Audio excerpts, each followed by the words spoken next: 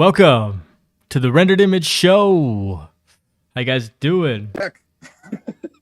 We are back. We are back. Welcome. My name is Tyler Babb. Welcome to the Rendered Image, episode 34. It is October 28th. There are 2 more days until my birthday. It's about to get real. Moving on my birthday. Right now, I'm in a new space. How you doing, Christian? Welcome. Are you? No, you're not in a new space because you have. You could. Who knows? Move the flags with me. Yeah, who knows? Who knows, right? Unless I move the flags out of the way. No, never. Cheers. It'll remain a mystery. Cheers. Yes. Cheers. Clink. Cheers. Welcome, guys. This is the Rendered Image Show. This is where we talk about movies and movie news. I apologize first and foremost. Hopefully, you guys can hear us. I really hope that you can hear us. I'm gonna double. If anyone's out there, I'm gonna double please check let us know in chat. Yeah, feel free to. You should be able to hear us. Send us questions, ask us anything, let us know what's up if there's any errors. All in the chat. Don't be shy. I also apologize ahead of time if there's a little bit of echo. Obviously, we just moved into a new place, and there's no furniture in this room, so absorb the sound. Everything's just bouncing off everywhere. Exactly. There's no desk. For those of you who have watched the show before, I don't have my chair, the comfiest chair on the planet. I don't have that right now, so the green screen background is still at the other house, so we are sitting on a stool right now. You know what I'm saying? The pain that comes with bringing this show. But literally backbreaking. But hey, I'm glad to be back. I've missed doing this show. It's been a few weeks just while we transitioned and while we moved. There was just a lot going on in that time frame. So I'm glad to be back. Glad to be back with you, Christian. Today we're going to be talking about new Spider-Man images. Empire Magazine just dropped an exclusive article on Spider-Man No Way Home. We saw Dune. For those of you who are regulars here, you're probably like, "Where's Shannon?" He will join us later. He is in transit right now, so he will hopefully be here once he gets home. Maybe now. Maybe now. I don't know. Well, if you're new here, if you're new here, if you've come here and you're not subscribed, hit the subscribe button because we talk about movies and movie news, and it's a fun time every week. Every Thursday, 8:30 p.m. Central Standard Time, we are here, and we also do Sundays as well, 8:30. We come back, we do another show on Sundays. Yeah, we got needed. We got Dune. We're going to be talking about the box office of Halloween Kills and The Last Duel. So we got some crazy news there. The first reviews I almost said internals. The first reviews of now I can't say it. Now I'm the Eternals. The Eternals. Yes. Very interesting. We'll check out some of those because it is technically the lowest rated MCU film currently. It beat out Thor: Dark World. Yeah. So that was a surprise. And the director they have is an Oscar-winning director. So very, very strange. You would think that the critics would accept her. You know, yeah, be kind. Yeah, right, but she's in their circle. So either way, we're gonna be breaking down the Spider-Man images. I got a theory and something popped up on Twitter that I was looking at with the images from Empire Magazine, and it blew my mind. And I said, oh, I gotta bring this on the show because basically anything Spider-Man related and anything theory related or speculation related, I love to just dive right in. I'll soak it all. And the thing too is you have to manage expectations. So if things don't happen in the movie, it's not going to ruin the movie for me because you should always watch the movie and then judge the movie based on what it presented you, not what you thought it was going to do. Exactly. What else we got? We got some Hayden Christensen news. Ooh, Mr. Anakin Skywalker. And then obviously we're going to be talking about the Alec Baldwin situation that happened. That happened in between the times we were taking a break from doing the show. So we'll get to discuss that for sure. It shows up by then because he has a lot of opinions on that I would love to hear. Yeah, you we'll know? definitely. Hopefully, he can pop in for that section. But anyways, hopefully you guys are doing well. Like I said, comment in the chat. Let us know what you think of these topics as we go through them. We encourage audience, interaction, and we'll read your comment out during the show. You know what I'm saying? So we'll shout you out, or if you got an opinion, let us know. Don't be shy. You know, we will welcome you into the movie loving and the nerd community here that we have. So, without further ado, man, I have to Right into it. we have to just jump right into it. One of the first images from the Empire magazine is this image right here. Ooh, it's so juicy. It's so juicy. You know, there's a lot of Zendaya going on lately. There is. You know what I'm saying? She's a working machine right now. And I mean, she's got, well, would you consider Dune a holiday movie since it came out in October? No. Okay. I mean, All right. no, not really, because holiday movies, like what a term holiday movie is mostly towards like Christmas. Okay. When people have more time off. I don't see Halloween being a time where people have off. Okay. You know? Yeah. But yeah, I see what you're saying though.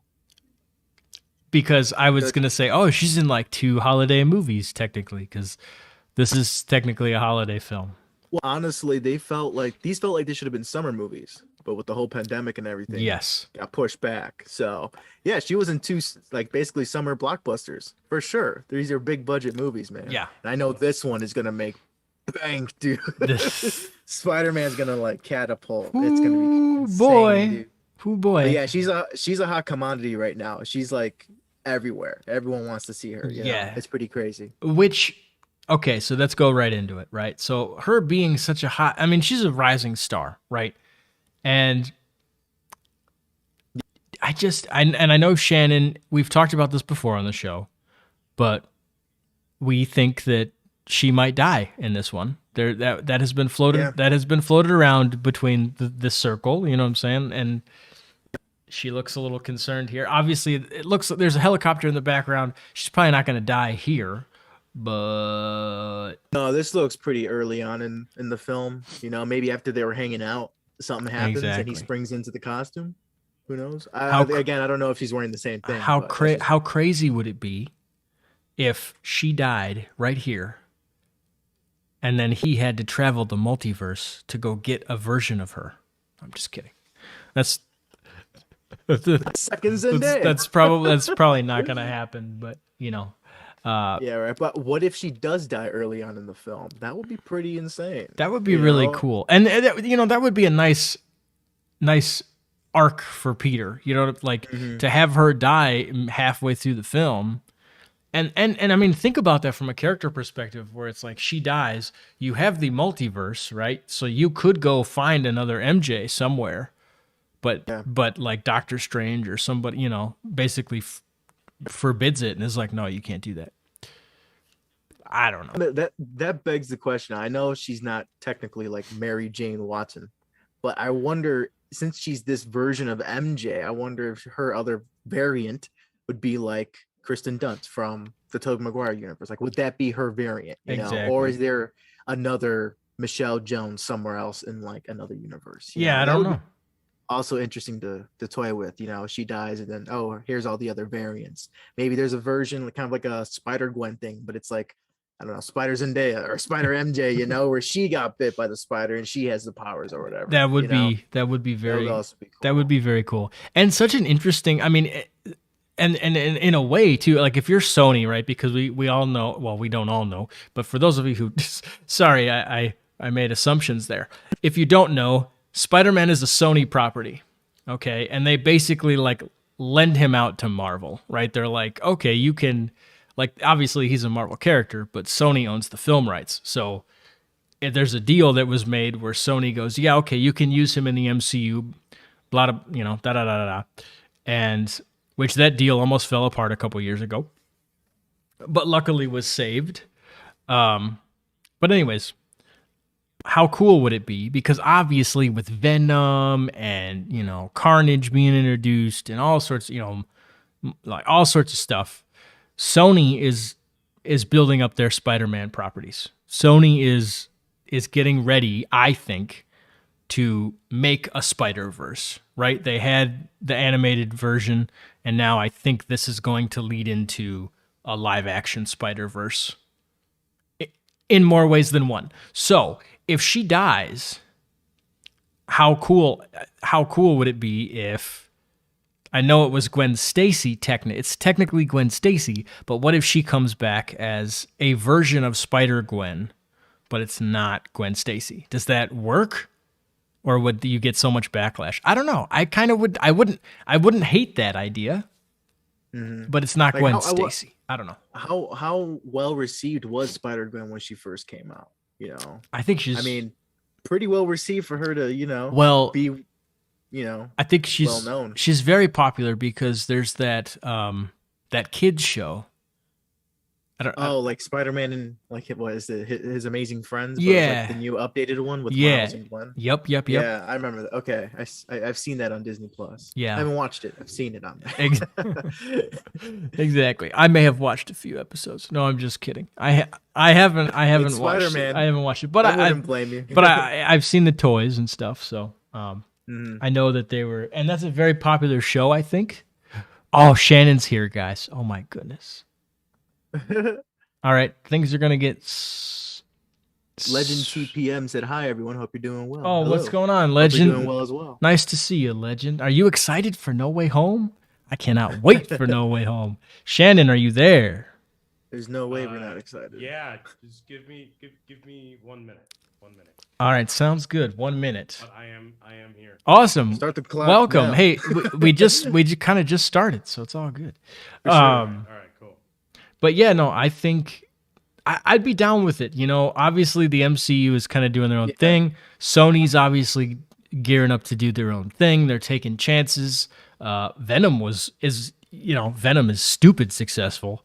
And I don't necessarily think those are great moves. Like they're not spectacular movies. You know what I'm saying? Like by any exactly. But like you said, they're good comedies. And I heard people say like, "Oh, I love that part when," and it's something comedic that they reference in the film. I'm like, yeah, Tyler's right. They are great comedies because there's not really. Even watching both films, I have never felt any stakes. Nothing felt dire. And so it's just it doesn't work as a good drama. So as a comedy, it works well. That's an awesome take on those films. But yeah, like Venom, I wish was like, taken a little more seriously, a little more darker. I wish we get the villain Venom first, and then we see a nice character arc into the anti-hero. I thought that would be a nice, little arc for Venom. But it'd be interesting to see where Venom goes from here in the future, because he's already kind of like a good guy, Yeah. And he already fought Carnage, so it's like, who's the bigger bad that's gonna team up Spider-Man and Venom? Maybe some multi-dimensional symbiote. Who knows? Yeah. Exactly. If you know anything about the symbiote and the revised history, or I guess what they did to it in the comics, how they got, they got the king, I forget his name. I don't know his name. Yeah, there's like a god symbiote, or the original symbiote that spawned all the rest of them. Ooh. And in the comics, basically Venom and Eddie and like other symbiotes have to go battle him and stuff like that. And so yes, that guy. Yep, right there. With the red spider on his chest. Shannon, hold on, sorry. Your camera isn't on. That would make it a little difficult. Can't see him. That's all right. No, but that Canal dude looks pretty badass. And I can see like Sony setting up some type of dark symbiote saga if they wanted to, with all these different movies linking up. Like I'm wondering what they will probably set up for like with the Morbius film. All right, Shannon's coming in 5, 4, 3, 2, 1. Welcome, Shannon. Welcome, Shannon. All right, yeah, we started talking about. So I floated the idea of what if? Get it? What if? What if? What if this version of MJ? Because Zendaya is such a Zendaya. I always get that confused. Zendaya. Sorry, Zendaya. If she, we talked about how we floated. If she dies in this new movie, she's such a hot star that I can't see Sony wanting to let her go completely. Right. So That's true. So what if? I wouldn't want to let her go. Exactly. So what if she becomes a version of either Spider Gwen or Spider Woman or something in a multiverse, and like they could spin her off in her own thing. Like a little Disney Plus series oh well, no, because they're gonna be in Sony, right? Mm-hmm. They can do their own. Yeah, they can spin it off in every one. That's a good question. That's a good point because, yeah, she's hot right now in the I mean, literally and figuratively. I mean, it's because you don't want to get rid of someone that is on fire, Right. Yeah. but at the same time, you know, if they were able to let go of Robert Downey Jr., you know, I mean, technically, you probably could've Well, this is made also Iron Man movies, and no one, and people will still go and see them. I mean, Downey Jr. spent way more time with them compared to Zendaya. So Well, right, yeah. but Then the thing is, what you're trying to get at, though, Tyler, is, you know, I don't think they're going to make her like Spider Gwen. That's Gwen Stacy. Yeah. Right. So that's, you know, that's not. I don't think that's going to happen. Maybe they make an original character, or they expand this version of MJ, because I mean, this MJ is not Mary Jane Watson. Yeah. right. So it's like maybe she does, maybe something happens that she become, I don't know. I mean, I would say a power suit or something, but that's Ironheart, you know. So, Right. Mhm. Exactly. And that's already in the works. That is already in the works. That's Riri Williams. So you But I I don't know. just thought of this. This is Sony we're talking about. Can they afford her? Because I think, ooh, I don't know. It's a tough question. you know, I think she's fine up until Dune Part 2, because that's where Chani's character Oh. really shine, Mm-hmm. right? Mhm. So, and I haven't seen the film yet. I'm sorry, but Mm-hmm. I am I know the story good and well. So, but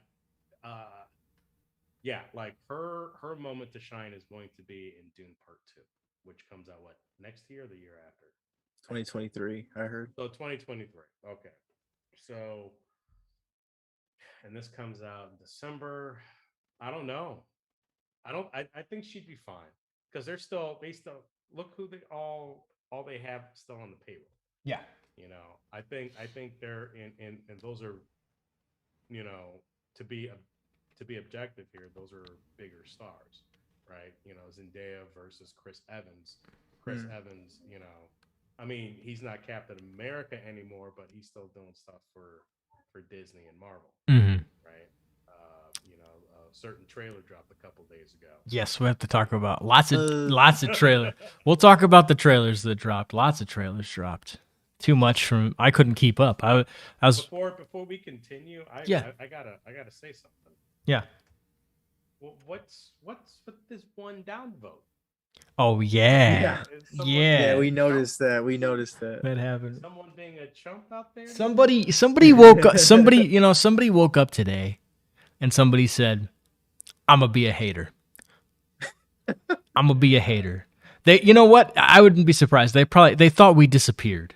I bet you they thought we disappeared. They thought we weren't coming back. Well, we're here. Sorry to disappoint you. They thought, oh, they're gonna take this week off too. Where were you? Nah, maybe it helps the algorithm in some weird way, you know? Yeah. Who knows? Who knows? Hey, at least you clicked on the video. Thank you.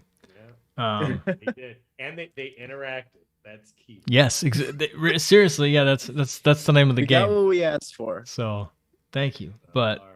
moving on to the next image. Obviously, yeah, we think this is going to happen pretty early on in the film, if not the opening scene of the film. Next image. This one. Pow! Ooh, this is so juicy. This one is the juicy juice. Oh, I love the green coat going with them. I mean, oof. It's a green coat. Now, if you noticed, I don't know if you guys noticed this, but We've gone back 20 years. those arms are different. Are they? Yes, in Spider-Man 2, and I believe in the trailer. I rewatched the trailer before we went live, and it's there's yellow on the original arms, but those have red in them. And I in thought there was red in the original arms. no, nope. That's a We could go frame by frame for Spider-Man 2. That's All the yellow in that movie. that's a yellow one. Spider-Man 2, You know, breakdown well, limit. and not only that, but I think this is I was watching something where they were talking about Spider-Man 2, and they were kind of like, you know, they were not tearing it apart, but they were ripping it a new one, to put it lightly. And they said, well, what about, because, you know, when he puts the arms on, it makes the needles go in his back. Yeah. But there are no previous holes. So it's like, wait, you didn't test this out? Like, you didn't test it? So I thought that was kind of funny. That's just a side note. But obviously, it looks like, you know, they're on some sort of bridge, or they're under a bridge. Obviously, you can see a car hanging there from a web. It's probably a little hard to see online, but on the original image, it looks like Spider-Man is saving some cars, and the VFX look pretty good, man. The de-aging did a pretty good job. Oh yeah, for sure. Like, I'm still amazed at what could they possibly be thinking with this. I'm still trying to wrap my head around this. Dr. Octopus, Otto Octavius from Sam Raimi's Spider-Man and Tom Holland's Spider-Man. See, Is he bad? Is he anti? is he bad? There are so many questions. One, with Andrew's version coming in and with Sam Raimi's version coming in, and this is obviously a new director, right? Not a new director. John Watts directed all the Tom Holland Spider-Mans, but this isn't Sam Raimi. So it's a different, just by those facts alone, it's a different Doc Ock. Yes, it's probably the same one from the Raimi verse, but the Raimi verse is kind of campy. You know what I'm saying?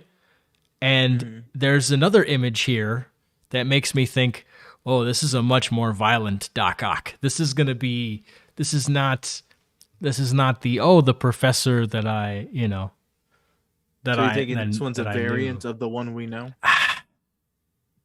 Or you think this one is the same one we know, but has went through stuff? And that's why maybe like an upgrade, maybe he improved his tentacles somehow to maybe like travel through dimensions or something, you know, or to be able to work in this dimension. I wonder if like the sun plays a part in it too. I don't know if he wants, because remember his whole plan was to like absorb the power of the sun. So is that like something similar what he wants to do here? Like go multi-dimensional, and there's power sources all throughout different dimensions. Maybe. I saw something something online that said that that's Stark tech, and I'm like, wow. Oh, please God, no. I'm sorry. I just hate the Stark tech implement, man. Like even after he's like way gone and dead, there's like, especially with Spider-Man, man. It's just I'm sorry. I hate the Stark stuff. There are other companies out there. Yes. There are other industrialists out Exactly. there. Not everything. Well, you know, the answer that I want. That's like in the DC version. Like if this was the DC universe, everything's made by Wayne Enterprises. Exactly. It's like there's other companies out But there. what if this? What if? Because for those, this may get into, I'm gonna say slight spoiler warning, because what we speculate may actually come to fruition in the film. What if Willem Dafoe's Green Goblin meets up with him and says, "Oh, those are some nice arms. Let me, as Norman Osborn, let me make you new arms." Oscorp. Yes, Oscorp. Yeah. Yes. Finish it. Finish it. Man, that would be interesting. Can because can Spider-Man come out to play? I love it. that brings up the question, man. Like, how are they gonna meet in another dimension, in this new dimension? You know, like where's the Oscorp? Like where's his lab? You know, like where's all his tools to make this new one? Exactly. You know, it's that's crazy. You know, are they gonna grab him before they died? You know, kind of like creating a new timeline for these characters. You know, it's gonna be very interesting because both of them died. And it's gonna be like, you know, for the general public, the last thing they saw of them was them dying. So for them coming back, are they gonna like, you know, it's gonna be very interesting, man. Yeah, like are they pulled out at some point? Yeah. In their respective movies, Mm-hmm. and then brought here. And is that what Like leads how Toby you and were saying, Andrew? Are they variants? Are they in the same universe but a different time? Yeah. Yeah. And if that messes up the original timeline, what if that leads Andrew and Toby to go and venture out? Like, well, what happened to these guys? I was fighting them, like say like Toby's fighting Doc Ock on the train scene, right? And we revisit the train scene, but then we see Doc Ock blip out or something. Yeah, and he's like, what happened? You know, he saves the train, but then he's like, but where did he go? You know? And he's just vanished out of nowhere, and that what leads them No, to so we do That'd be pretty funny. we do the train scene, but he blips out when he breaks the doors open, and then all the pedestrians step in front of him, and he's like, "You're gonna have to go through me. You're gonna have to go through me." And as soon as the arm knocks out Toby, he just goes away. So so Toby wakes up and he's like, "What happened? What happened to him? I got knocked out. I don't know what happened. Where'd it go?" Right? That'd be pretty funny. But moving on to the next image here. Boom. Oh, what is this? So this is why I said I think this is a much more violent version of this character, because He's gonna fuck him off. this He's is got to lose this fight.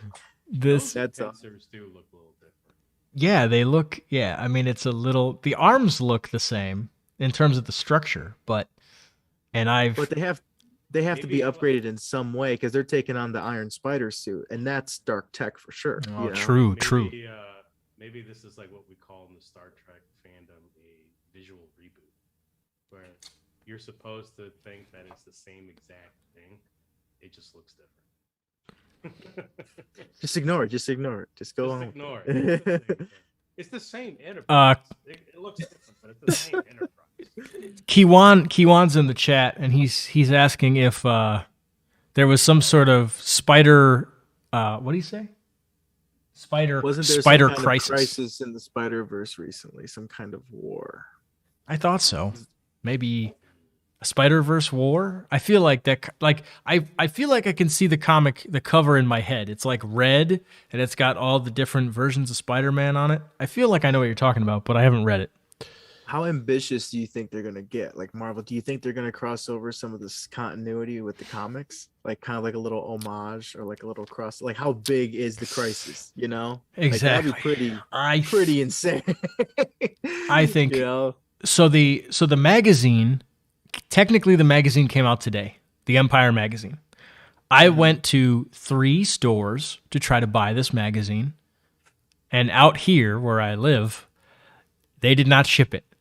I went to someone and they were like, "Oh yeah," they're like, "Well, we probably will get it tomorrow." And I was like, "Well, that doesn't help me." I didn't say this, but I was like, "Well, we're doing a show tonight, so thank you." And it technically came out tonight, so you should have it stocked. But Right. it is what it is. So I found it online and did the research, and Tom's saying some things in here, some very interesting nuggets in the article, and he says obviously his contract is up, right? He states in the article, he's like, "Well, I don't have any more contracts to come back and play Spider-Man at this time." So I wonder how bold they're gonna be. Like, are they gonna take him out? Is this going to be, and it's quoted in the article that this was John Watts, the director, said, "We treated this very much like Spider-Man Endgame. Like this is this might be it for Tom. Especially if they're trying to do multiverse and maybe they're going to bring in Miles, or you know what I'm saying? Like maybe this is it for this, at least this version of Peter Parker. Who knows? Man, I don't know. I think I don't know. no. They're gonna get rid of Tom. Yeah, I don't know, because if this is it for him, what a shitty run this Spider-Man is. I'm sorry, but it's like, it's like we haven't seen him fully develop into that independent hero yet, And I feel like this movie was like gonna promise us that, but then we're saying this is the end of him.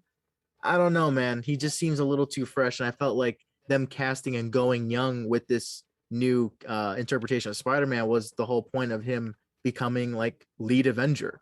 Like I think they're still going to need to build up an Avengers movie where he leads the team or be in one of the leader roles. So I don't think they're getting rid of him thus yet. Maybe a big break, maybe a hiatus, or maybe we are going to explore the Spider-Verse or something. He does mention that. He says that this is like Spider-Man Endgame. They're going to take a break, and then he said hopefully I'll be able to come back and make more. Is what he said. He is. I mean, if they want to, maybe there's some part where he gets lost in the multiverse or something. Yeah. Like he walks through a portal. He's like, "Hey, I have to do this. I'll come back for you." Mm-hmm. You MJ, yada yada yada, and then he walks through the portal, and then boom, that's it. And then there'll be some tie-in to Doctor Strange 2 or something. That's the one movie that I'm interested in seeing. Yeah. Oh, for sure. Because that's the movie that's going to, I believe, is going to establish the next big threat that's happening. Do you or what will happen. Do you think it was just announced that do they start filming? Either they start filming or it comes out. I think they start filming Fantastic Four in 2023. Oh, cool. Wow. Fantastic Four? Yeah. Same director as the Spider-Man movies, John Watts, too. Yes. But Doctor Strange 2 is still coming out next year, right? I know everything got pushed. They pushed the Doctor Strange, yes. Christian, are you looking up that schedule? Yeah. I think all the movies that were planned to release next year were pushed from a couple weeks to a couple months. Everything got pushed. Then, yeah. So Shannon, they canceled a bunch too. They did. So why do you think they did that? Do you have any theories?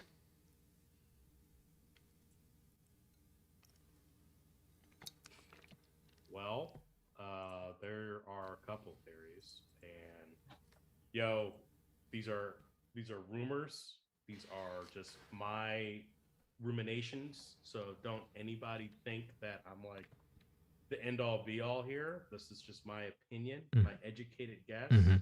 If I'm wrong, I'm wrong. I don't work for Sony or Disney or Paramount or anything. So I just wanted to say that real quick.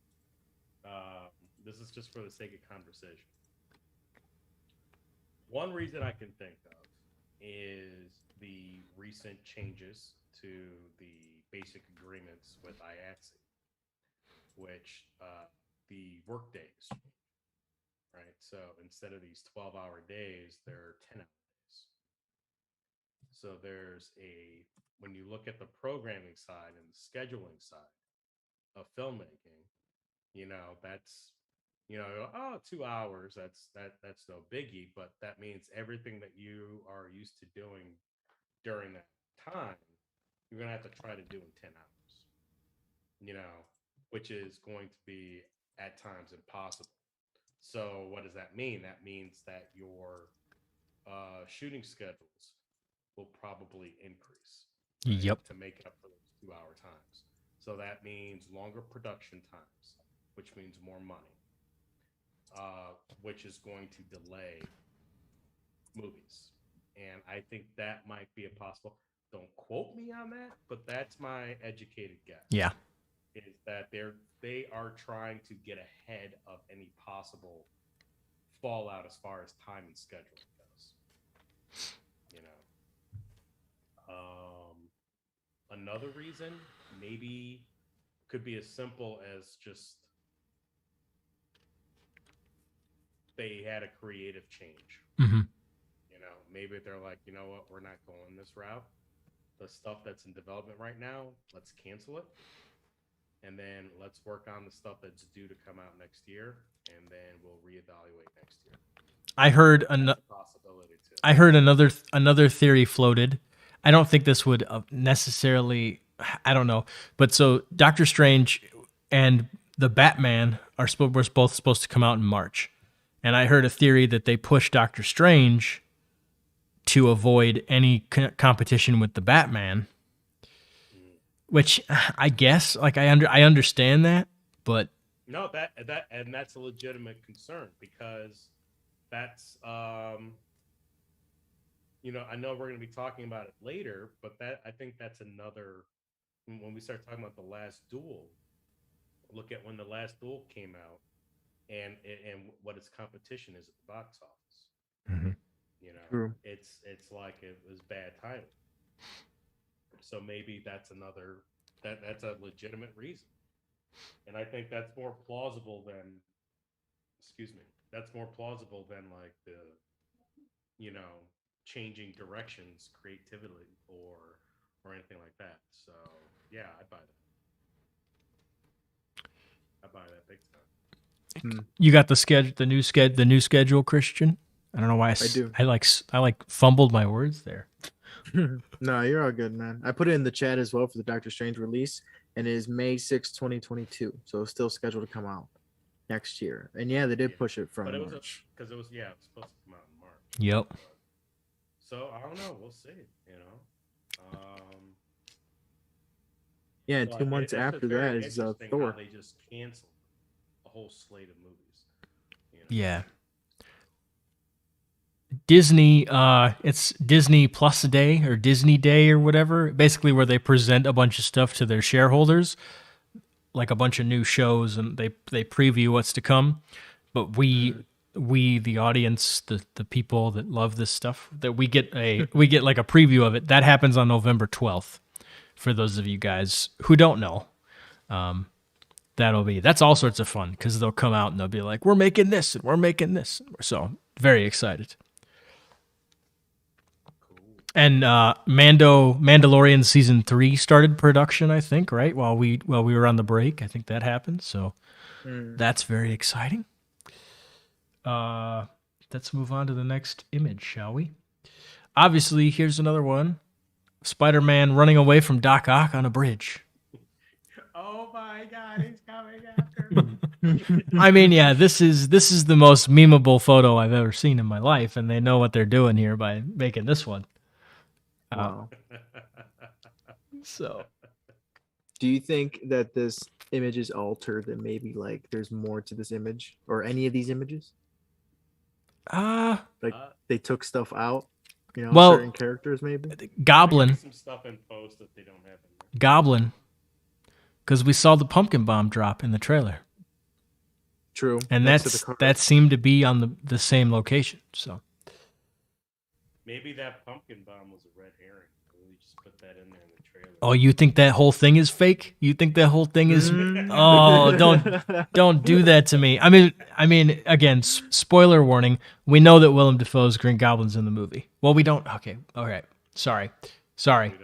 We don't know for. Sorry, I'm getting ahead of myself. We don't know. All right, we don't officially know.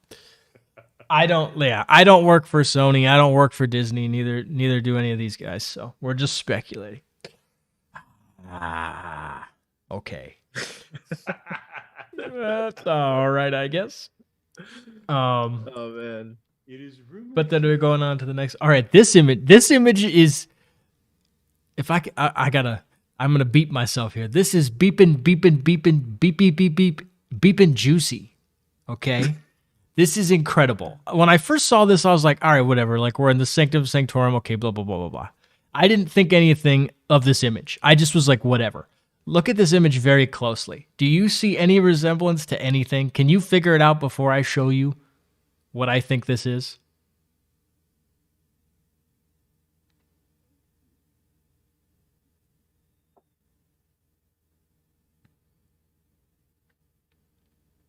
Obviously, yes, it's a behind-the-scenes photo, but still. Like the back room looks like a basement. Yes. Yeah. Okay, where have we seen a basement before? The Amazing Spider-Man? Yes. Doesn't that look like they're... Oh shit! No way. No, I don't Is think that so. supposed That's to too be far fetched. No, Is dude. it like supposed to be like a portal or a gateway into? I think so, because look at... So like the Sanctorium connects to certain rooms, or wherever it's landed. that, or like, dude, there are... I know you guys probably can't see it because it's too small. There are boxes on the floor. That's a basement. Yeah. That's the legit basement. Now, I found this on Twitter and it blew my mind. There are like the stairs they go down. Oh wow. That's This pipe, I'm like, okay, Wow. whatever. This pipe, I guess it's back there, sure. But those stairs are the stairs. Like in the trailer, oh, what? that's We need Bro. that Charlie Day meme with the conspiracy board. Pepe Sylvia. This pipe is the same exact pipe. Amazing. Look at the rides on the stairs. The angle is correct. but it just like you Where's know, the tinfoil hats, man? Well, we need the tinfoil hats. no. It's like, it's the same thing. And I'm gonna die on this hill here because people are like, oh, it's just the basement of the Sanctum Sanctorum. I'm like, no, we've seen that. no. We've seen that in the trailer. We see them go down, and we see that environment that they're in the Sanctum Sanctorum. That's not this. This is clearly a separate area, and it's the basement of a house. yeah. Mm-hmm. I'm dying. I'm dying. Blind to the possibility. Yes. Open your mind, okay. Andrew Garfield's gonna walk down those mother beeping steps. I guarantee you. Who the hell are you? That's gonna be his. He's gonna swing in. He's gonna do his little hi, folks. Hi, folks. You're like, I'm Peter. Oh, I'm Peter too. I love that. Drop a like. Drop a like if you if you love speculation and if you are into this as much as I am. Drop a like. Drop a like if you have a tinfoil hat. And I've seen. So I saw this image, but I haven't seen this thing like be blasted out into the internet. I've never I saw this one image, but no one else is talking about this. So make sure you hit that share button so that people can know this information. You should have had this thumbnail. Was this in the thumbnail? This image? Just have, like we found it.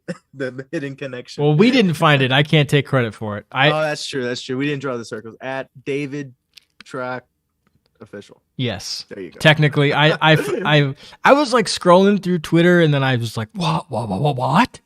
No. And then I screenshot the actual photo and I blew it up and I was like, yeah. It is what I think it is. It was an incredible moment. I was like, this is going to be great for the show. Man. This is pretty cool. That's good stuff. And I wonder if that's some sort of portal or what. Who knows? How crazy would it be if it opens and then all of a sudden we're back in Willem Dafoe's mansion? It's like, oh, I can't imagine. I can't imagine. And then on to the next photo. Ooh. This looks like Final Battle. Ooh. This looks like Final Battle material here. If you ask me. Oh, for sure. This is the Black Widow pose. Yeah, right. Oh my goodness. Superhero pose. The superhero pose. Yeah, I do like how he's back in kind of like that classic black and red outfit. You know, it seems like if Tom Holland were to have like a definitive suit, I think it would probably be the black and red. I like that suit for him, you know. Somebody mentioned this in something that I was watching, but it totally makes sense why you would want him in the black and red, because you want, if again, speculation, if the three Spider-Man are going to be on screen together, you need to be able to identify them. They need to be different enough where you're like, okay, we know who we're looking at while they're fighting all these villains or whatever. So I was like, okay, I buy it. I'm cool with it. I'm very cool with it.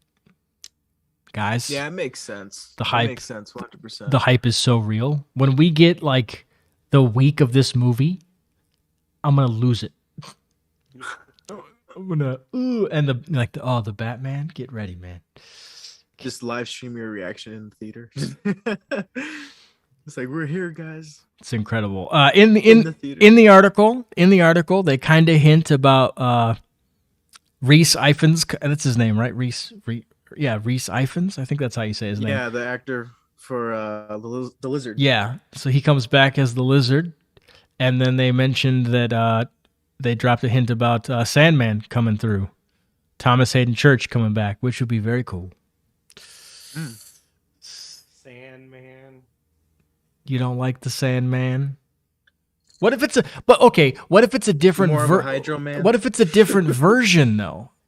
Because obviously we've seen this Doc Ock and we're not sure if it's the same one exactly. So what if this is a different Sandman? An evil Sandman. I don't want like this smorgasbord of like multiple versions of Spider-Man / Sinister Six all converging into like I like, yes, give us the 3 Spider-Man, but like I think the villains need to keep it simple, because it's like we need to figure, because who is he going to be fighting against? Mm-hmm. Who is the antagonist of this film? That's what we. You think they're gonna fall into a trap here? Well, they could fall into a trap because if there's no designated like antagonist, what's the focus? Who are they fighting for? What are they fighting for? What is happening? Yeah. Okay, is the universe unraveling? Okay, but still, if you're gonna have the Green Goblin, Dr. Octopus, Electro, and now you're talking about the Lizard, and who else? Is Michael Keaton gonna come back? Is he gonna do the Vulture? And then are we gonna get the Rhino too? Yeah. How about, oh, hey, guess what? How about we get Shocker? Let's get Shocker in there. Good Shocker. Do you guys think Scorpion's gonna show up? Because remember they teased him at the end of Homecoming. Yeah, don't forget him. Yeah. Right? And he came back. What's happening? He just resurrected. Here he was a hologram the whole time. Here's Tom Hardy. It's like, what? Yeah, no. I mean, and then Tom Hardy joins them and defeats all the bad guys with the 3 other Spider-Man movies. No, this is it. You don't do Tom Hardy. You bring in Topher Grace. Yes. Oh. Now you want to sell tickets. Tyson in the chat asks if Mysterio's coming back. I definitely believe that he will make some sort of cameo. He may be the big villain in this movie. I don't know. But right, he's the one. I definitely. Kind of like Shattered Dimensions. There was a plot for a game called Spider-Man Shattered Dimensions, and Mysterio was the big bad for that, and that was a multiversal story. I totally forgot about that. Yeah, Spider-Man. So no shit, they could be doing something like that. Mysterio could be the big bad here. Who knows? I can only imagine if I was Tom Holland. I would Tom Holland's Peter Parker. I'd be like, I cannot get rid of this Mysterio guy. It's like when Batman's like, some days you just can't get rid of a bomb. And this one, it's like, some days I just can't get rid of Mysterio. Like, he just keeps coming back and messing with me, man. Hey, that could be this Spider-Man's arch enemy. That'd be pretty cool. Okay, the arch enemy's Green Goblin. The arch enemy's Green Goblin, yeah. Yeah, but I mean, he doesn't have that big of a connection to a Green Goblin. But so unless if we're talking lore, it's Green Goblin. Yes, unless don't get me wrong. Yeah, lore it's Green Goblin. Unless they do Holland Spider-Man. What if Willem Dafoe's Green Goblin has MJ up on the bridge? And it's the same. It's technically the same thing as the Raimi one, but it's like, now choose. And I'm just kidding. That would be terrible. And then all of a sudden, you got Toby swinging in, and Toby saves her, and he's like, "Yeah, right." I know. Andrew. I know how this goes. Redemption. Andrew could come in and get a redemption, I'm sure. Like, hey, look, I saved your girl, but not mine. But. Super cool. I'm thinking like, yeah. I'm thinking there's probably a trailer coming with Eternals, I would assume. Oh, yeah, there should be. Very much so. I mean, Marvel movies got to 'Cause promote Marvel movies, you know? we're I mean, working. it makes sense. We still It would haven't- make sense. We still haven't seen a poster for it, which Wow, we have not. No. no poster. Maybe they'll like show all that stuff in November. Maybe. Now, the ultimate question, do you think, we've discussed this before, but do you think that Toby and Andrew are going to show up in the trailer? Has your mind changed at all? I think they might keep it villain centric. Yeah. They might tease some more villains, Good and call. they might save them Maybe. for the movie. Maybe. Next question, and maybe this is Shannon. I know what you might say is, but what do you want from the next trailer? What do you need? Because Shannon, you don't seem very sold on this film. You're excited, obviously, but I understand, and I totally understand where you're like, because I'm in that boat too. I don't want it to fail in terms of like, and not like expectation, but like story wise, because I can sit here and watch it as a Spider-Man fan, and I'll absolutely love it. But if you're looking at it as an actual story, and you're looking at it as a film, is it going to hit the mark, and is it going to be as great as it could be, as great as it should be? You know what I'm saying? And I agree that the motivations here are a little muddled, and it's like, what's exactly going on? Yeah, I mean, it gets like, I'm afraid that they're gonna thin themselves out, and it's gonna be a shallow film. Yeah, I don't want it to be a shallow film. You know, I mean, the whole premise of him, him and Doctor Strange using magic, Spell. the spell to have people forget that he's Spider-Man, and then it breaks the walls between not just alternate timelines, but different dimensions, and then we're seeing all this stuff happen. That's great, but we need to establish, like, who exactly is he going to be? Is it all about repairing the multiverse? Is that even going to be a thing, or is he going to try to still do what he wants to do, which is have everybody forget that he's Spider-Man? right. And maybe that ties into that one scene we saw in the teaser when Doctor Strange pushes him into the spectral realm or the astral plane. True. Right? Maybe it's like, dude, stop. Boom. And then so he can get the bigger picture of things. Maybe that happens. Who knows? I just don't want it to become like this whole thing of like, oh, remember this guy from this movie and that guy from this movie and that person from that movie, and there's two Mary Janes now, and then that one is, I don't want that. Just tell me a good Spider-Man story. Mm-hmm. I don't need the whole like. So like, a few weeks ago we talked about fan service. Yep. Right? For me personally, there's nothing wrong with fan service until you do it wrong. Wrong fan service is just showing people like, hey, remember this guy? Hey, remember this girl? Mm-hmm. Hey, remember this situation? Hey, look, it's a DeLorean. Hey, look, it's the Iron Giant.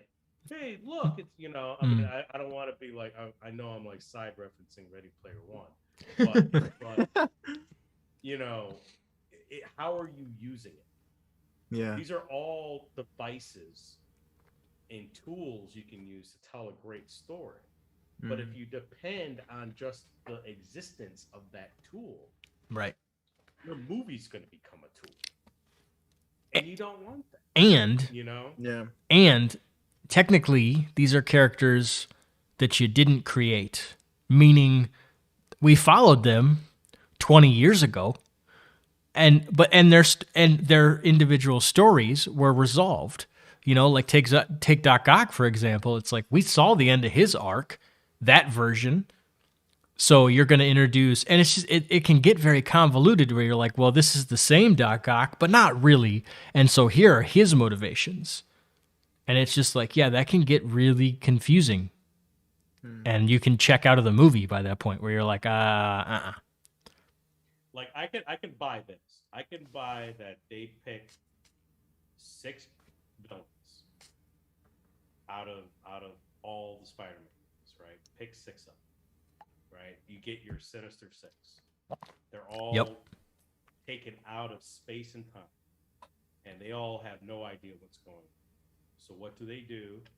They come together and be like, listen, I don't like working with other people. I don't know you. I don't know you. Fuck you. You're cool. You know. But then they're gonna be like, but we need to get back to our respective realities, or we can team up and destroy this one. What do you say? You know. True. Maybe that way you get your Sinister Six versus Spider-Man, and then Spider-Man has got to team up. Either it's with Strange, or in the other Spider-Man. Maybe we get other people. Yeah. Spider-Woman. Maybe we do get Spider-Gwen. Maybe Miles comes in. You know, maybe there's a Miles. Who knows? Who knows? You know, maybe we get Daredevil. You just don't know. Maybe we get D'Onofrio's Kingpin. Oof. Oh, that would be awesome. I remember the behind the scenes photos of that. Oh man, that'd be so great. But I mean, Kingpin would be the logical choice if you want like that. That would be the literal big bad. Like if you want like Thanos bad for the Spider-Verse. I mean, you've got Kingpin. I mean, Kingpin is not just Daredevil. Mm-hmm. I mean, that was the show. And okay, cool, but I mean, Kingpin is just as much as part of Spider-Man as Daredevil. So, and anyone who's seen Into the Spider-Verse knows that. So. I can't wait. Then we're probably going to get another trailer here very soon. And we will definitely break down that trailer. I will definitely record a reaction. I will probably lose my mind. We will probably get clearer focus on what the story, a little bit more what the plot is. So things will unravel as time goes on. And we are so close to this movie being released. I cannot wait. Remember when you were waiting for that first trailer? Yes. Now it's so close now. For months and months and months. Not only that, but the worry and the concern that they were going to push this movie. I was like, please don't do that. Please don't do that. Please don't do that. So I can't. Don't cancel Christmas. Don't cancel Christmas. But moving on to the next topic. Tomorrow we see President Biden. It's like, we're canceling Christmas. No.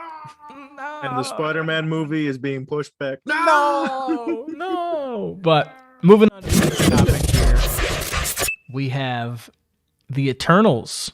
The Eternals has been reviewed online by some critics, and it is currently sitting at the lowest Rotten Tomatoes score of any Marvel movie. And I think last time I checked, it was 64.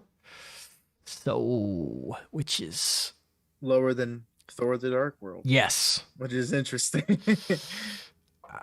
Oh man. I mean, you know, I've heard this is very different from any Marvel film that we've seen before, and maybe people are not ready for that. I don't know, but it was directed by an Oscar-winning director, so why are critics hating it? I don't know. And the cast looks good. You know, it looks like a well-rounded cast. Yeah, so. The cast is incredible. Man, who knows? I mean, we got to see it.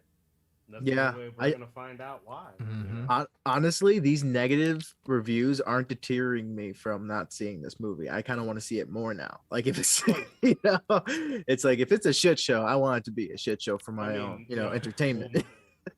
Well, number one with critic reviews is don't listen to the critic reviews. Yeah. Oh, for sure. Yeah. They're fun reading their opinions, but it's like it's very interesting how they're all collectively like negative for this movie.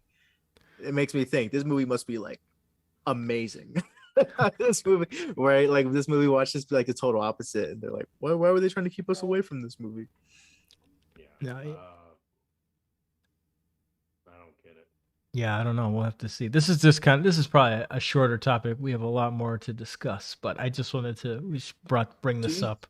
Oh, go ahead. I don't know. Do you think it's like going to be like a repeat of the Inhumans? They're going to try to do it, but not really gonna hit a home run with it, because it seems like if they're not the Guardians, every other intergalactic, property is not really shooting off for them. That's a good point.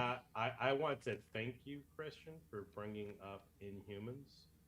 Because when this movie was first announced and I Yeah. started seeing the first like the stills and all that, I was getting Inhumans vibes. Yeah. This is better. I'm not saying that it's Inhumans bad, but it's very similar. Right? Yeah. Very similar. And that series, it was supposed to be in a series, it didn't work. Oh, Shannon says your mic is low. Alicia said Shannon's mic's. But yeah, Can you guys hear me? Oh, that's a little better. Yeah, is that good? Okay. Sorry. Yeah, But that's what like concerned me is this looks a lot like Inhumans, and just like Inhumans, this is a Marvel group that hardly anybody knows, and now all of a sudden they're getting this huge big budget movie. Mm-hmm. You know, start with all these people starring it. It's just like, okay, but what is this? You know, and I don't know. Like, so one of these reviews says, this is from Mick LaSalle of the San Francisco Chronicle, says it takes a special kind of movie anti-magic to make an entire audience indifferent to the potential destruction of the planet and the elimination of all life on Earth and Earth. Wow. Eternals manages it. Wow. So I don't know if that's like a reference to like where the hell were these sons of bitches during Infinity War? Mm-hmm. You know, like if they, and I get it because that's a logic break. Because if these guys have been around forever and their job is to love and protect humanity. Right. Well, they explain that in the trailer. In the trailer, they say, oh, well, we couldn't interfere. The only time we show the Celestial. I get it. Yeah. I get it. You know, but I mean, I get it. But is the general audience going to get that? Right. Because they're going to be like, well, they could have been at Wakanda, you know, in Infinity War.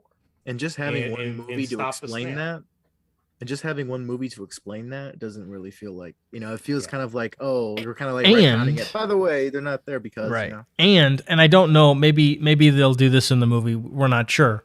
But these guys haven't been hinted at. These guys haven't come and done some cameos. You know what I'm saying? Like we've seen the Celestials and stuff, but like, yeah. Several films. Right. They've been in the background and also in like brief cutscenes, especially in Guardians of the Galaxy. Thanos was built up over several films before we actually, you know, had him in a speaking role, which was in Guardians of the Galaxy. Mm-hmm. Ultron, same thing, because he was Jarvis beforehand. That was also built up. You know, so, and then even like Ant-Man did a great job because like in Ant-Man, my concern was like, how are they going to have an Ant-Man and not have Hank Pym? Mm-hmm. Right? Like before I saw the movie, I'm like, that's stupid. That's like, yeah, you know, what's going on? And then I'm like, oh, okay, they're making Hank Pym like is Ant-Man, but Ant-Man from like decades ago. Mm-hmm. And he didn't work with, you know, and he worked with Shield. Yeah, working with Shield and not like really the Avengers. And I'm like, okay, I get it. I buy this now. So are they, you know, maybe they do the similar thing here in the Eternals. I don't know. I'm still excited for the film. I'm not. I don't mean to be Debbie Downer here on it. I am interested, especially because some of their powers look very familiar to other superheroes. Yes, Superman. That I have been Superman's dying for. Well, no, I'm not talking about Superman. Oh no, who are you talking about? I'm talking about other Marvel characters. Who? Cyclops, man. Oh, sorry. I for some reason, you know, I see the shot where he's doing the lasers and I think Superman, but yeah, I feel you. Yeah, for sure. I mean, Superman's the OG guy with beams coming out of his eyes. But, I mean, But Yeah. think Marvel. yeah, but think Marvel. So yeah, I'm thinking maybe maybe they can begin to establish mutants. You know, That'd be cool. because when you're talking about the Maybe. Eternals here, and I think what are they called? The Deviants. Yeah, Yep. So Tyson mentions that in the maybe- chat. Yeah. Okay, cool. Thank you. Maybe they can get into the genetics of it, because the Celestials play a big deal with like early mutants too. You know, in the comics, Apocalypse gets a lot of his technology from a Celestial's ship. You know, that's one of the reasons why Apocalypse is so powerful. Mm-hmm.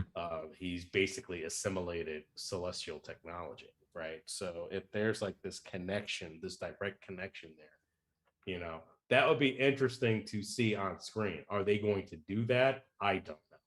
They're sure as hell not going to mention Apocalypse in this. No, any X-Men, exactly. you know, but as bad as we want them. There's some but there's some similarities there, but you know, we'll see. I mean, take the critic reviews for what they are. They're just reviews. And go see the film for yourself and judge it. Exactly. You know? Comes out in a couple weeks.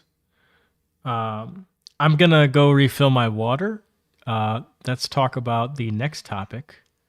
You guys can. You guys have some opinions on this one more than I do. But the Uncharted trailer. Let's discuss.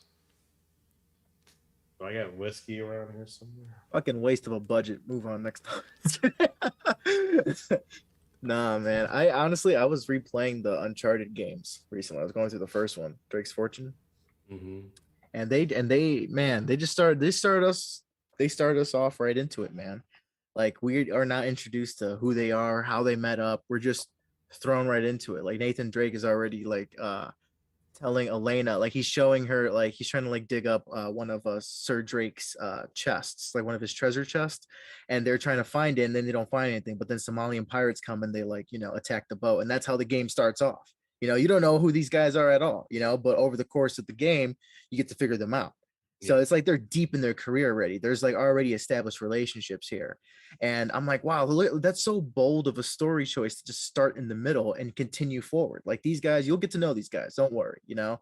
And it just seems like that confidence is not here with this film, you know, having them start from the beginning, having them young, you know, it's like, what was the purpose? You know, the games did it so nicely, introducing such great and well-written characters. But I just don't. Yeah, I mean, that's just narratively. Casting. Well, I mean, in the game, they meet when Drake was a lot younger than he is in this movie. Yeah, right, for sure. He's he's literally a teenager.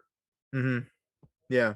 In the cutscenes from Uncharted 3, so it's like, and that bleeds perfectly after when he lost, kind of like when he separated from Sam, because him and Sam are always on different paths, you know. He was away, so it was always like he was an orphan, like, by himself always.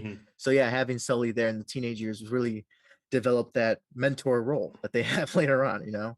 So yeah, and he becomes like Sully is like a surrogate father. He's not just a partner, right? And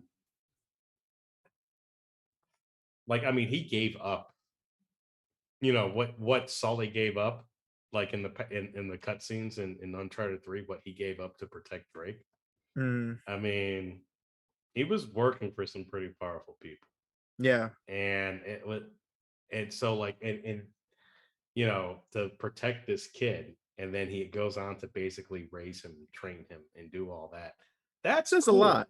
It says a lot. I'd love to see that on screen instead of like, we're meeting at a bar, and he's like, "Aren't you a little old for prom?" Aren't you old for prom, Gramps? And it's Oh like my Mark God. Wahlberg in the peak of physical perfection.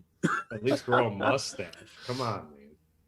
I'm telling you, man, that's gonna be the post-credit scene for this movie. It's gonna be him with the mustache, like, ready for another adventure. Like, he turns around and shit. It's like, oh God.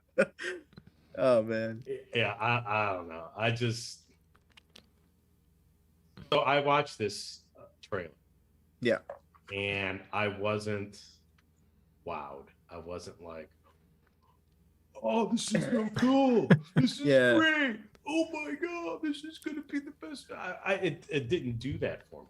I mean, I was unfortunately it's because I'm a fan of the games. I've played the games, and I'm watching this, and I'm like, the characterizations are off. And then I start to think, okay, this is a movie, this is an adaptation, things are going to be different. Mm-hmm. But then I'm like, when you've got a game that is cinematic in of itself, Oh yeah.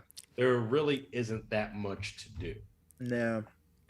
And changing things for the sake of changing it really bothers me. It really bothers me. Yeah, I mean, even if they went with the games, it's not like there's still room for there to be like creative original interpretation, because all those long periods of time where you're just running with Drake while you're playing the game and you're climbing, and that could all be done like very original and innovative when you're filming it, because you have to adapt it. It's not like we're gonna follow him in real time throughout all of it. Yeah. So like there's room for it, but just kind of like just the same thing with the Resident Evil games, man. Just follow the games of the story of the games. It's right there. It's laid out in front of you, And I think that's what I'm also curious about with The Last of Us. There's an HBO show coming out, The Last of Us, which is another video game adaptation. Yeah. And The Last of Us is same publishers, Naughty Dog, same developers. Yeah. Naughty Dogs are known for their narratives, man. Like they won awards for it. So if you're gonna adapt it, why are you changing it? Well, why are you changing it? They're also known for taking golf clubs to beloved characters. So. True. I didn't want to go down that rabbit hole, man, but I was I said The Last of Us, not The Last of Us Part 2. All right, you could have just mentioned the first game. All right, I just said The Last of Us, not Part 2. Hence, I didn't say both games. Why did you say that? All right, I know for now. Never bring up Last of Us. I opened up wounds, man. I opened up the wound. Right. Man, you know how many people I've heard is like, just play the game, give it a chance, man. I'm just like, I don't know. That still hurts. It still hurts. So I've never played the Uncharted games. Okay. Yes. So this is, and I've seen the trailers, obviously, right? I know it's a big property, right? But this looks nothing like the game. To me, this looks like a Fast and the Furious movie. This looks like a Michael Bay action movie. This looks nothing like the Uncharted games to me. And I mean, I guess like, okay, Tom's younger, so it's a prequel, I guess. I don't.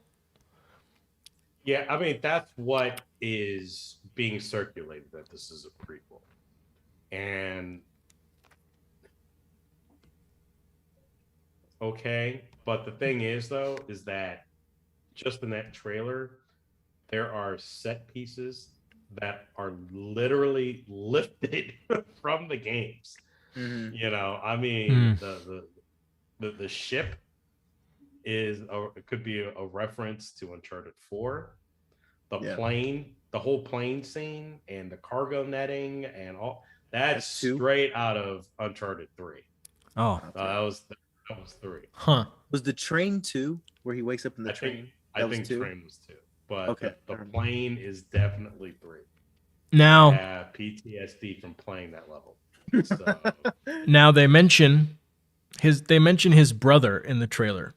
Can you fill me in on who that is, or should that not be spoken about? I don't know. What do you think? It's his brother. He doesn't get introduced until the 4th game.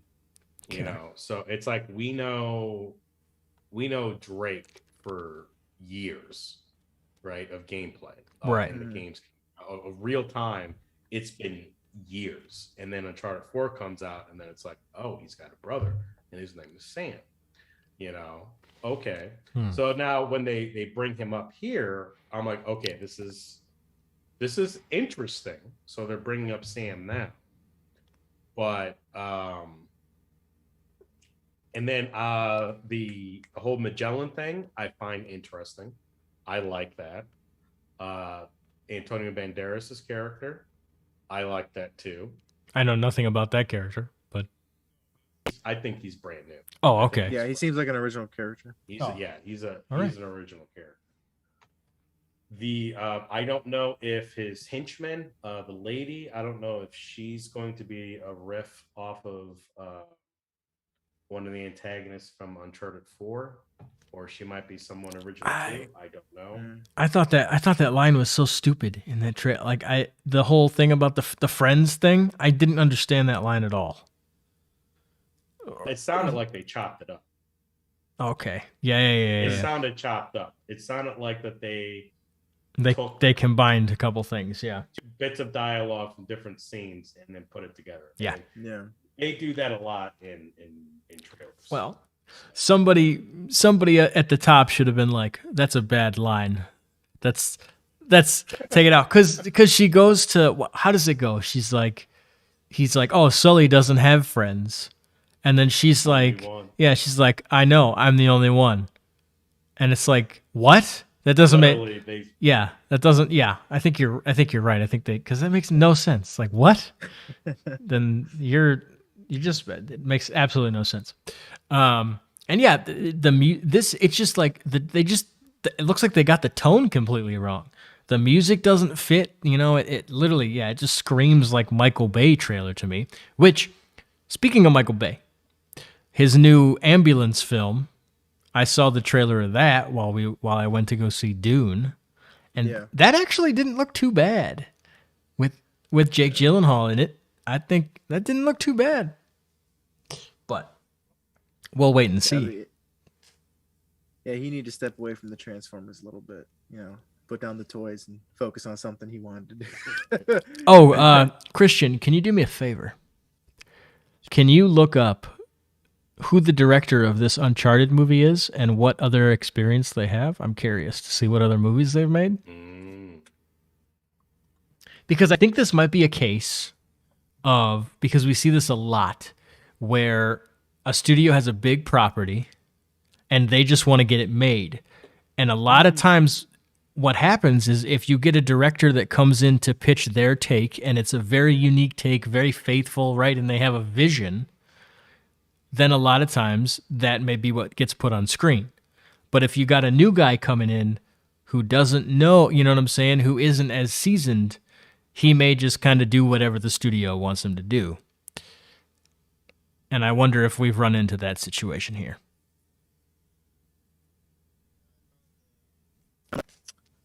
I found the director, and is Ruben Fleischer, and he directed Zombieland, Gangster Squad, Venom, the first one, produced, of course, the second one. Let's see, what else did he direct? Under here. So he directed the sequel to Zombieland as well. So he's not new to the game. Yeah, no, he has some. Yeah, he has some movies, 30 Minutes or Less, Gangster Squad. Yeah, so yeah, he's a little seasoned.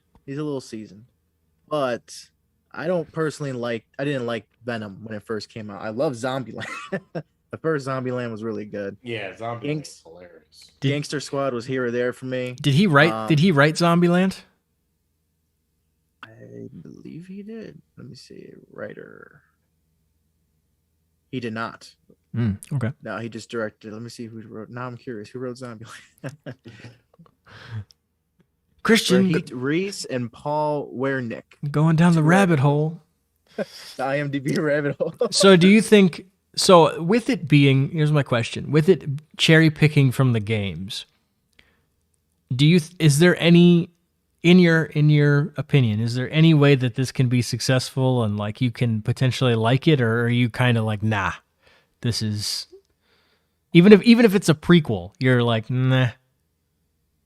The writers of Zombieland also wrote the Deadpool movies. Oh, I didn't know that. Yeah, just the last little fun tidbit. Okay. But, I mean, if you are a fan of the game and you don't mind cheap fan service, I think you will enjoy this movie. I will tell you, this movie doesn't really look that bad. There's shittier movies out there. I'll tell you that right now. But if you're a diehard fan of the game and you love the narratives, I don't think this movie's gonna hit home for you.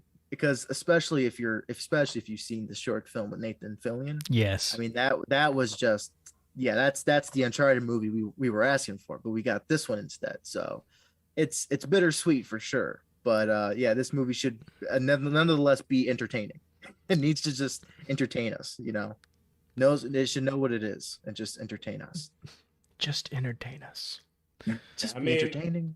I'm gonna stay. I'll swing onto the positive side. You got great talent. Yeah. All around here. So, and we only got one trailer. So I'm not, I can't pass judgment. It looks promising. The problem is, and this is what's been going, I think I've been saying on there, is the verisimilitude or the lack thereof that Tom Holland brings to the character of Nathan Drake. Because everyone says, hey, we like Tom Holland. Tom Holland's a great actor. But we believe he's been miscast. Yeah, for sure. So I agree. I'm curious to see how he handles the role as we see it unfold in the narrative, right?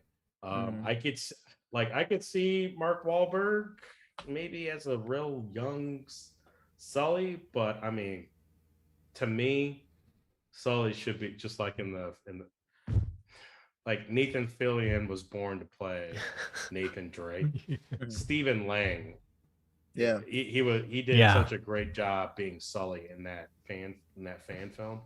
I'm like, okay, I see that. I can do that. He looks like and sounds like and acts like this grizzled, retired Navy SEAL who's been around the world 100,000 times. Has been in impossible situations. I've seen some out shit of kid. all of them. Yeah, exactly. Yeah. I've seen some shit kid as he lights up his cigar, and it's like, let's go to the next one. It's like for me, it's like if when I become an old man, I want to be like Sully, but but Mark Wahlberg doesn't project that. No. I mean, at face value, I mean, his character in the film, he might get Sully spot on character wise, but it's just, I think people are they're concerned that people have been miscast, and I think it's just centered on those two. I haven't heard anything about anybody else. I think everybody is. I mean, for good reason, because they're the heart and soul of the film. It's like we follow them through the games. We're gonna have to follow them through the films as well. And I agree with you. It is a little miscasting. It's a little thrown off. But I wonder, being optimistic here, what if that's the arc they're gonna give them? Maybe they're gonna start them off as people we don't know or not familiar with, and then turn them into the people we would want them to be. That's what they that's what they should do for the sequel. I mean, that's you look at all the backlash. It's like, if the movie's successful enough, I would be like, okay, in the sequel we're gonna make these characters the ones that are in the games. Or at least by the end of this movie, make them the characters that they are in the games. Exactly. I think which could happen. I think that could save them if they went that route. That should be their plan. Before we move off, though, I want to say the casting of Chloe. Perfect. No complaints. No complaints. No, she looks good. Yeah. I mean, I could see it. I mean, it's for me right now. It's either the only person who could have played Chloe was Claudia Black. So Tyler, Claudia Black, actress, she provided the motion capture and the voice acting for the character Chloe, Sophia Ali's character in the film. So got it. But no, I am, thumbs up. Antonio Banderas, what, and to say something real quick, I did laugh pretty good with the Scotsman thing. That's now you see the rap of the real Scotsman. what? Yeah, that was pretty funny. I did Did a crack Bully up at the McGuire on him. So. end. Well, let's move on to the next topic. The big one. The big one. The big sandy one. Ooh, the big Big, sandy. Dune. the big worm in the sand. Denis Villeneuve's Dune. Part one. Part two has been greenlit. That's the news. I actually saw a post somewhere that Denis Villeneuve said that he would like this to be a trilogy. Yes. It should Not be a just trilogy. 2 parts. Yeah. It should be. All right. I've seen the film. This is technically on this channel. This is the review of the movie. So, I've seen the movie. Christian, you've seen the film. Shannon? I have not, but I know the story. I know. Yes, Shannon knows. Shannon knows. So there's no spoilers as much as what the plot, because I know the plot. Right. No, this is one of my all-time favorite you will. properties. So I went to the IMAX. I went to the HBO Max. You went to nah. You went to the HBO Max. Interesting. Yes. Interesting. We have 2 different perspectives on this movie. The movie seems to be really successful. It seems like a lot of people who didn't know Dune or didn't know the story of Dune are really digging it from what I've heard. So What I've heard is that it is a visual masterpiece. Oh, yeah. And for sure. I've heard some people say that this may be one of their favorite science fiction films of all time. yeah. And It's shot up big- there for sure.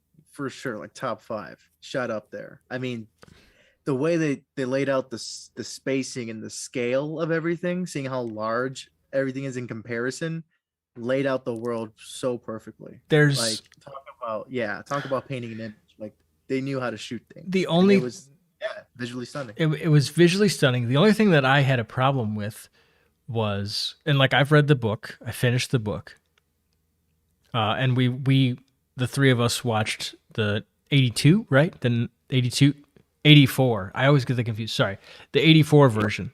So I think that they hinted at things to come in the next parts. And I don't know. I mean, who knows? Maybe for somebody who didn't know that was going to happen, maybe they enjoyed that. But I was like, there's one thing in particular that I don't want to spoil, but it happens. And I was like, oh, that's kind of early to bring that in. And I'm like, kind of, yeah. And I didn't know I didn't know they were even going to bring it up in this movie. But anyways, I want to know if it's the same thing we're thinking.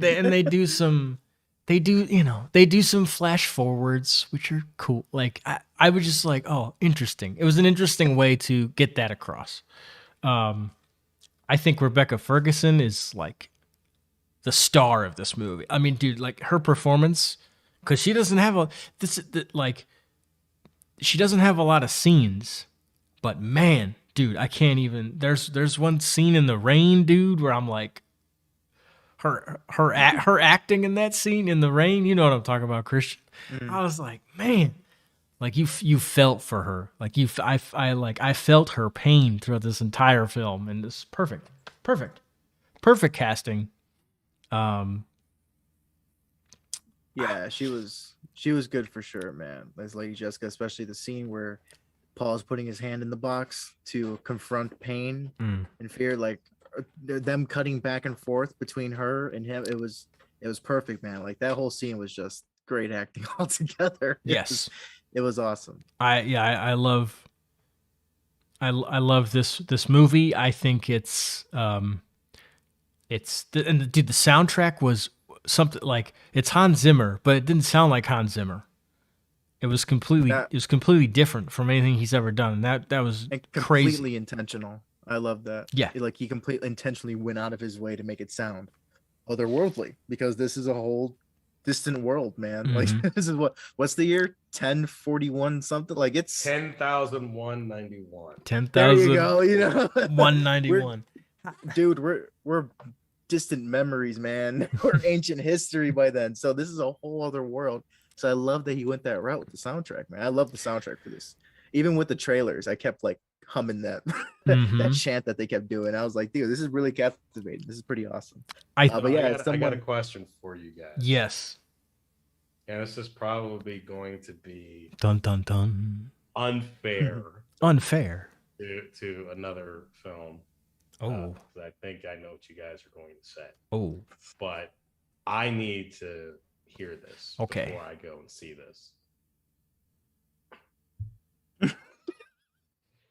You guys seen 84 Dune? Yes, we've seen it. What's what you know? What's your question? Obviously, which one's better? It's the superior film, but how do they add up? Like if you were to look at them and how they dealt with the story, how they dealt with the characters, certain things, you know, maybe like what one film omitted at another film. It's a very interesting question. Honestly, dude, I think I could probably answer it. Maybe not as in depth as you would like, but I can answer because I went into this film not have reading the book and have only saw the 84 movie. So to me, this was like half remake of that movie and also half new interpretation of the book. So I knew this was going to be something, you know, very special. So I was comparing it when I was watching this movie. I was comparing back to the Lynch film. I'm like, God, this is such a great film. I think that's what made me like this film even more because I saw the first attempt. You know, you got to respect the first attempt. Yeah. You know, I can shit on it all day, but I still respect the fuck out of it. I don't think I can make Dune 84. You know what I mean? You know, it's like that's some balls, man, to try to take Dune and adapt it. But this was almost one, 40 man, years ago. You know? Yeah, a long time ago. So technically, of course, this one was going to be superior. Technically, it should have been, you know, but as you can have as much CGI as you want, but if you don't know how to work with it and you don't have the great talented artists, you know, you won't get what you want in the end. How do you think they handled the story though? The story, I mean, to me, honestly, how Lynch did it, and then I didn't know. I'll be honest with you, I didn't know Paul Atreides had that ability to command people to do stuff. And this is even after watching the 84 Dune. Because I think in the 84 Dune, the voice that he kept hearing, the spies, you know, and so that always like, and plus I saw the South Park parody of that. So that always, it was so fucking hilarious to me, even when I watched 84 Dune and I'm like, oh, I can't take this seriously. So I think that whole thing kind of clouded the fact that he had this ability. And when I saw this movie, I'm like, holy fuck, he could do that, you know? And just that first opening where he's at where him and Jessica Ferguson, not Jessica Ferguson, what's her name? Rebecca Ferguson, Lady Jessica. She plays they're at the breakfast table and she's like, oh, you want the water? Well, command me to give it to you. And so that just whole scene, and then the sound, dude, I saw this at home. I didn't see this in theaters. I saw this at home on my TV, and the sound got me, man. I was like, you know, when he said give me the water, and it fucking like it created that ripple effect through the sound. I was like, it's super holy cool. Fuck. I was like, and she did it and then she's like, you could do better, you know. It's like, I was like, oh dude, that's so awesome. I didn't know he could do that. And I'm like, okay, now I understand the 84 doing a little bit more, you know. So that's how I saw it. Talking differently. Yes, that's how I saw. I'm like, oh, okay, this makes a little sense. Although I didn't understand the blisters in the 84 one. There's so many blisters in that all over the Baron's face and everything. I'm like, what? I love what the is that? I there's a scene. I don't want to spoil anything, but there's a scene in an ornithopter, you know, and that's what it's called, right? I didn't. Yeah. Yep. And that was a great scene. I'm just gonna point that out there. To answer, just gonna push that out there. So to answer your question, I think in some ways, maybe the 84 version did it a little bit better,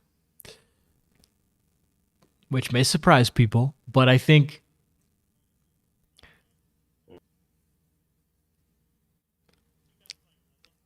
a lot of people on the internet, I want to give Lynch, even if he's not going to give it himself, I mean, the credit for what he did. You know, I mean, it's not. No, yeah. It bombed at the box office, okay, but so did other great movies. No, And so yeah, continue. And Sorry. the reason why I say that is because the motivation of the Baron and the Harkonnens is a little muddled and isn't very clear in at least this part one. You know what I'm saying? Like it is sort of, but we don't see the Emperor in this at all. So there's, you know what I'm saying? And so because of that, I feel like the 84 needs credit for that reason alone, where you understand what's that dynamic a little bit more. The Exactly. one. Exactly. So I do. Yeah, I understand that part. I could But tell. yeah, I mean, like they're saving stuff. Yeah, of course. and this movie feels like a starter movie, like a Right. build-up movie. You know, but yeah, this movie needs a sequel. That's the point that you can't really. It's kind of hard to really like judge it narratively because, of course, you're gonna have that. Well, so much shit's left out. But yeah, we still need like if he's gonna have his way, we still need 2 more movies to complete one. You know, Definitely. So yeah, that goes to show why this story was so unadaptable for so long. And yeah, respect is deserved on Lynch's part, dude. Like he said, "Fuck it, I'll do it." You know, so that's pretty. Yeah, it's pretty That's awesome. just like 3 movies to tell the story in 1 book, and there are like 5 books in the series. Exactly.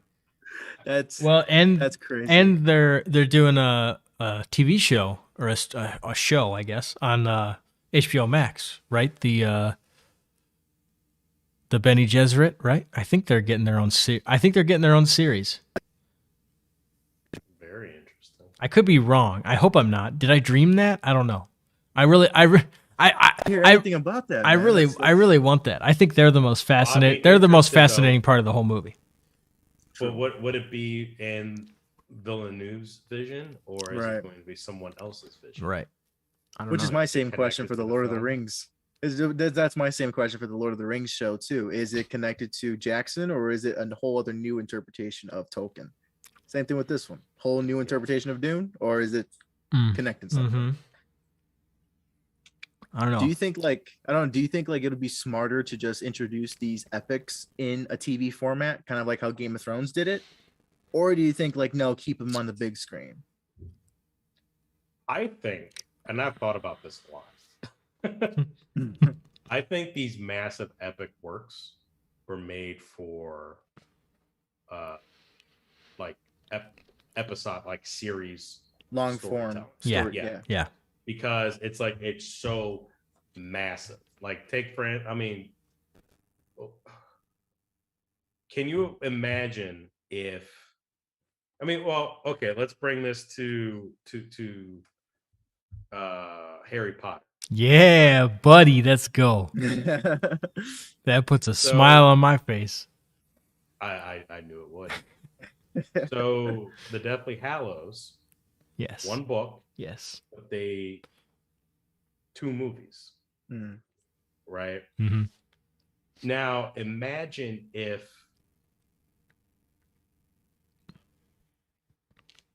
and they were going to start doing Harry Potter now. And now we have this infrastructure of streaming sites and, Netflix and Amazon and Disney are throwing hundreds of millions of dollars upon hundreds of millions of dollars to produce these TV show extravaganzas.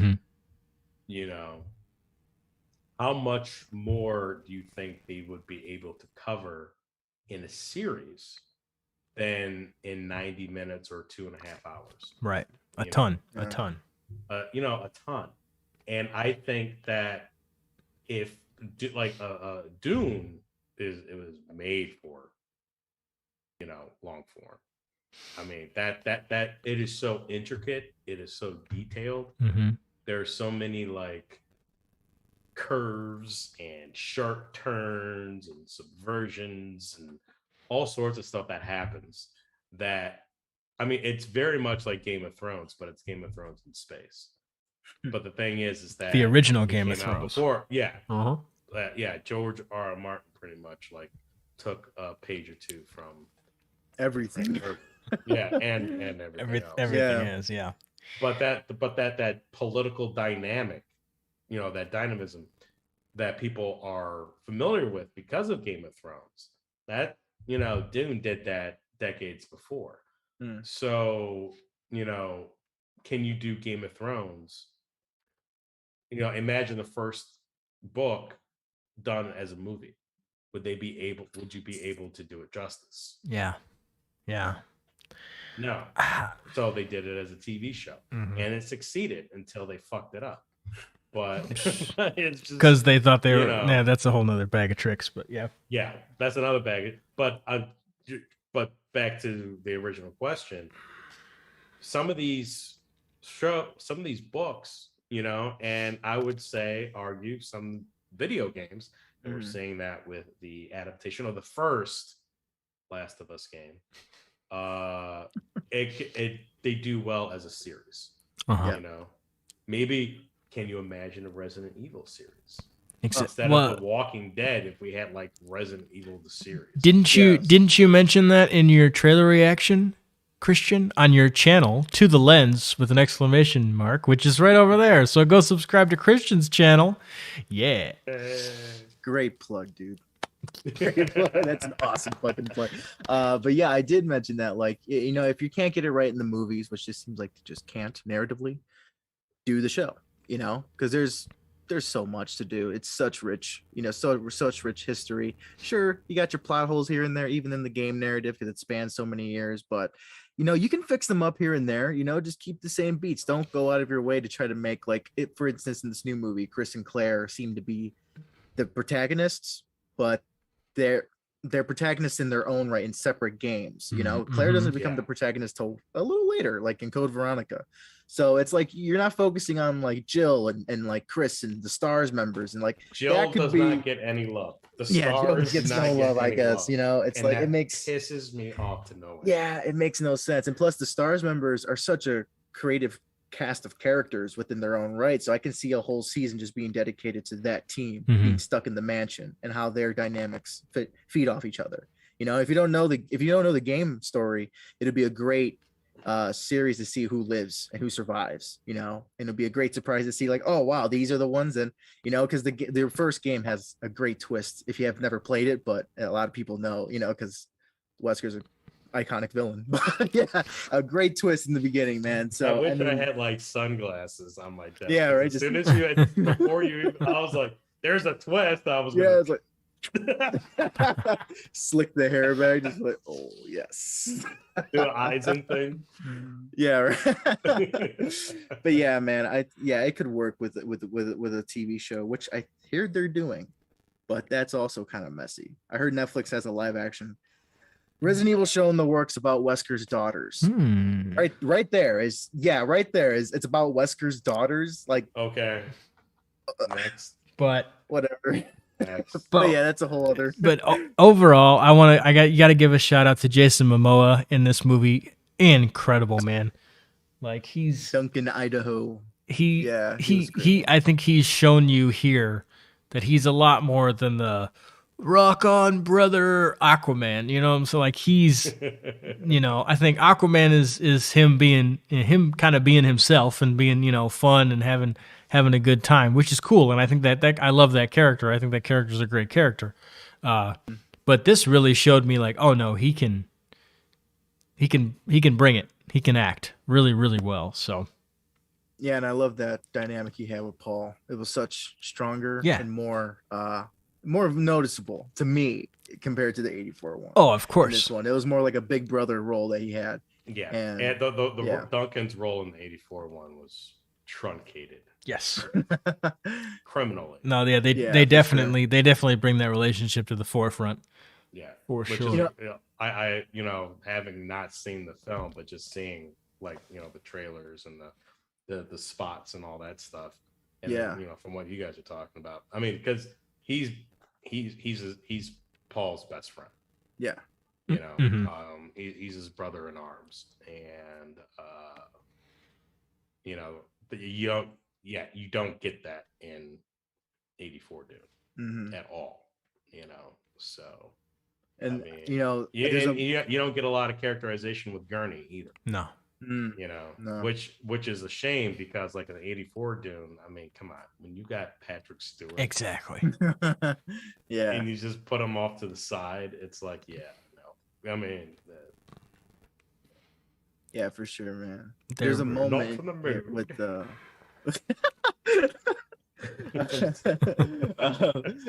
no, it's all good. There's a moment with Jason Momoa in this movie I do like where because he keeps calling Paul, you know, throughout the movie, my boy, you know, here's my boy, you know, come here, my boy, you know. But then I don't want to spoil it, but there's a moment where he calls him my lord, and I'm like, oh fuck, dude, I felt that. He switches his tone to him because you know the roles shift, and I'm like, dude, that's so fucking badass. That is so badass, dude. I just love that moment. I'm like, yeah, Yeah. this is awesome. And well, I gotta watch it. Yeah, I definitely Well, have you gotta watch it. definitely have to watch it. I mean, you know, and I'm honestly like I'm torn between, oh, you know, do you have to see this in IMAX or do you have to see, you know, it doesn't matter. Yeah, I mean, it's a good film regardless. This is coming from someone that watched on HBO No, Max. I agree It's a with great you. film I agree regardless, with you. I think it Oh, I thought it was like a motorboat in a bathtub, right? I had quite the fun in my bathtub. I'll tell you that right now. you're like Keanu Reeves with the rubber ducky in the Matrix. No, but I mean, yeah, I think, especially Having a if spice moment, especially if you have a good sound system, the air. the story translates. You know. Now yeah. I do admit, you don't have distractions in the theater, which I saw a couple people get on their phones in the theater, man, and I was like, For shame. oh.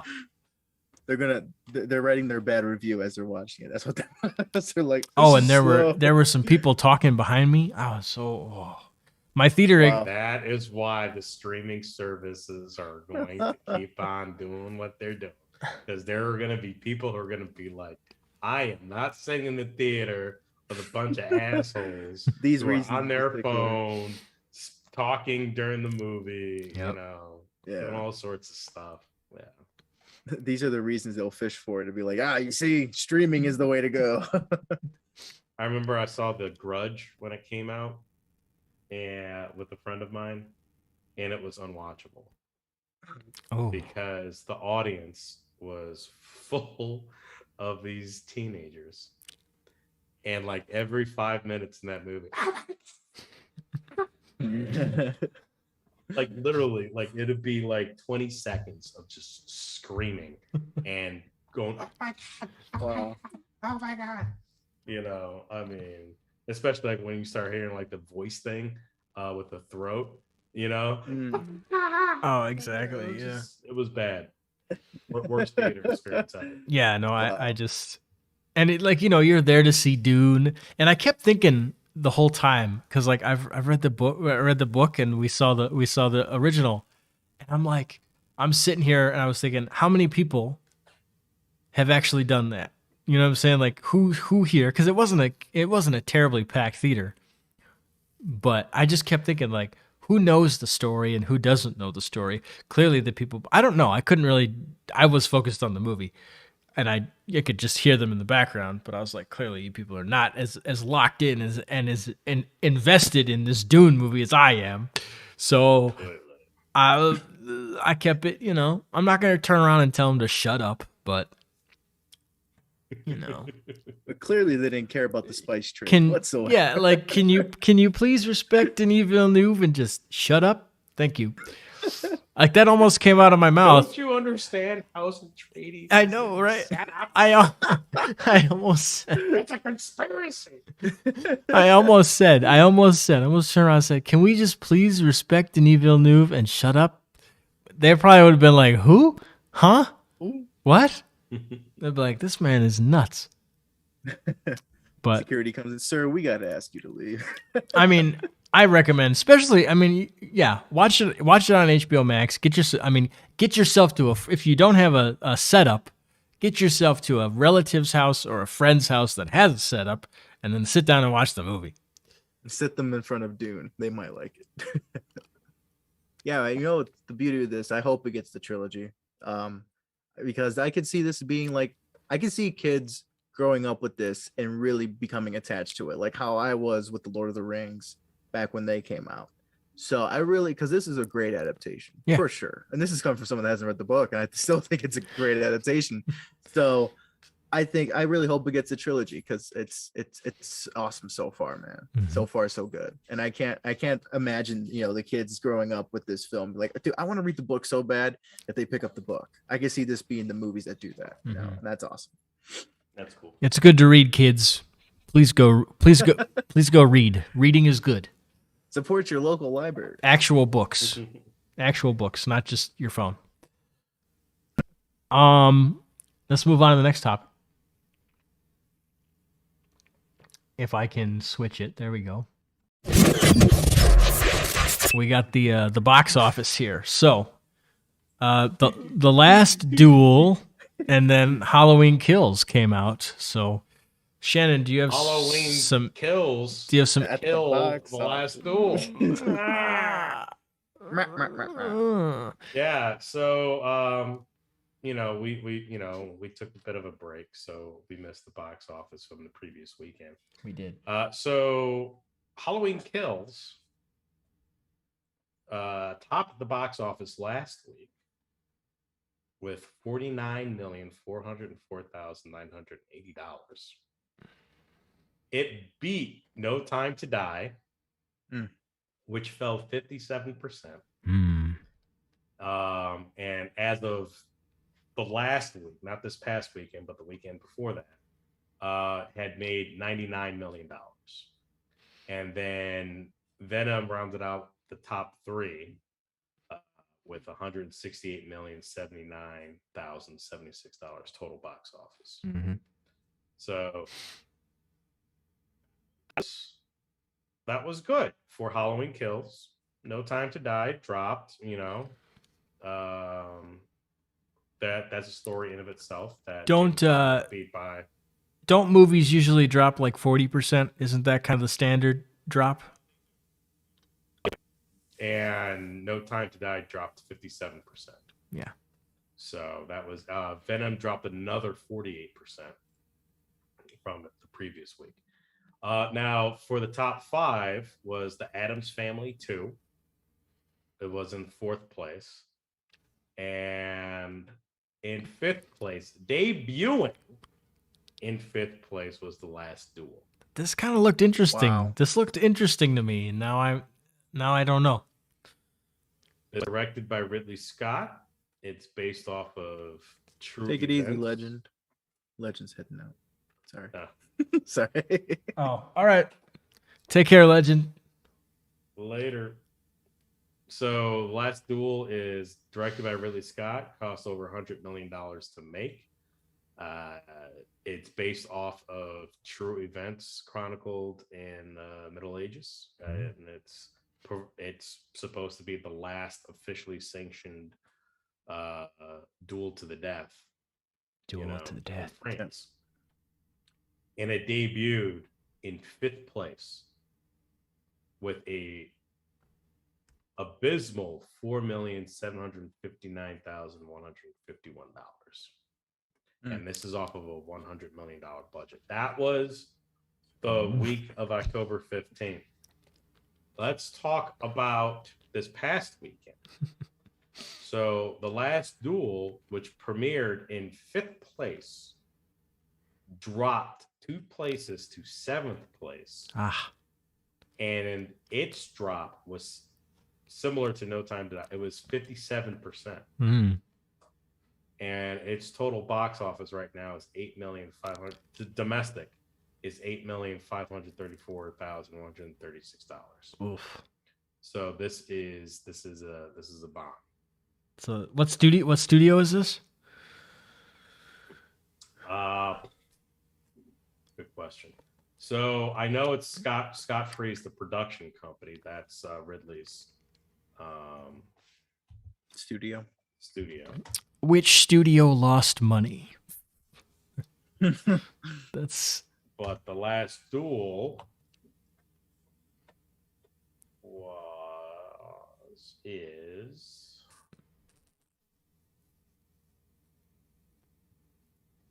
You know, despite this movie bombing, I did hear that Jodie Comer was like really fantastic in this movie. well, I mean, I hear that the performances were great, but no one went to go see it. so That's the problem. I haven't heard anything about this movie.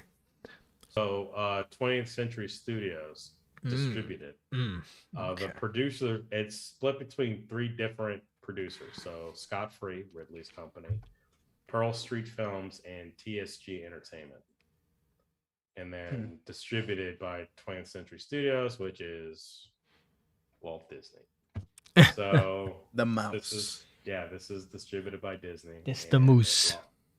It's losing a hell of a lot of money. Now, Dune premiered in first place. Yeah. With 41 million. Halloween Kills is in second place. Now it okay. Christian, you're gonna love this. So Halloween Kills, week of October 15th, right?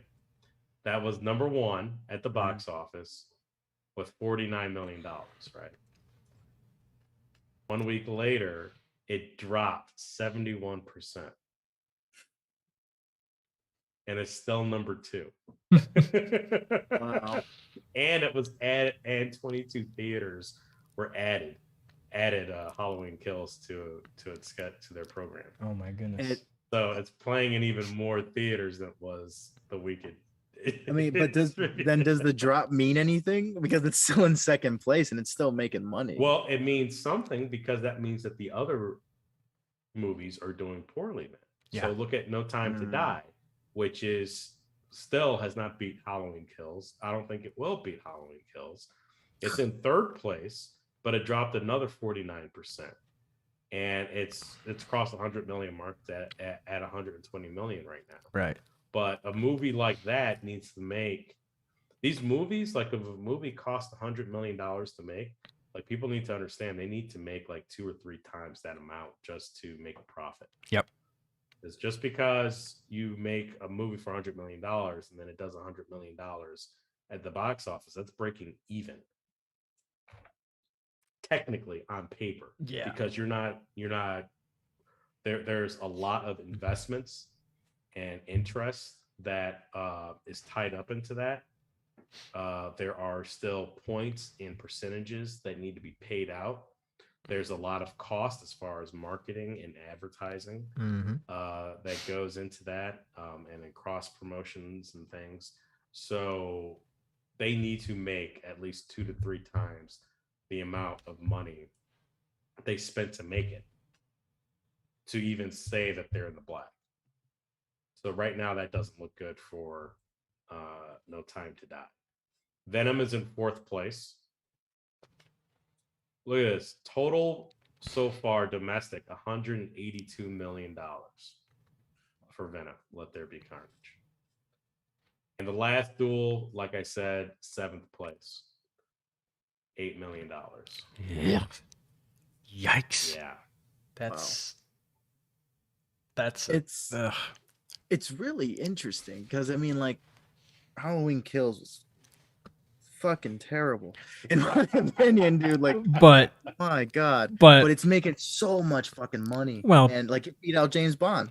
You know, it's oh man. And then like if you like on paper, like The Last Duel is like in terms of quality should be higher than both Halloween Kills and Venom Let There Be Carnage because it's like a serious dramatic period piece, you know, like Ridley Scott's behind it, but it's not a well-known IP, that's why. Yeah. What a world we live in. We live in that world. This would have been a much better direct to stream release. I think they would have had a lot more success. Think so? Wow. I think so.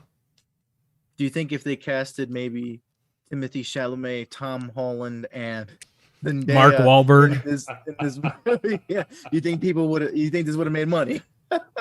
Well, that's a good question. Yeah, that is. Because look at the movies that have been making money, Yeah. right? So Halloween Kills, whatchamacallit, I love Whatchamacallit. Such a fun movie. That needs a sequel. so Halloween Kills, Venom, you know, those play towards younger audiences. Yep. Yeah. I mean, and then, but Dune is a, you know, Dune is done better because Dune is an established property, just like Tyler said. Yep. It's a well-known IP. And they got they got Timothy, which he's pretty And and they got Timothy. exactly. And they're pretty hot with the young crowd, so yeah. So I mean, whereas like, you know, Matt Damon and Ben Affleck at one point,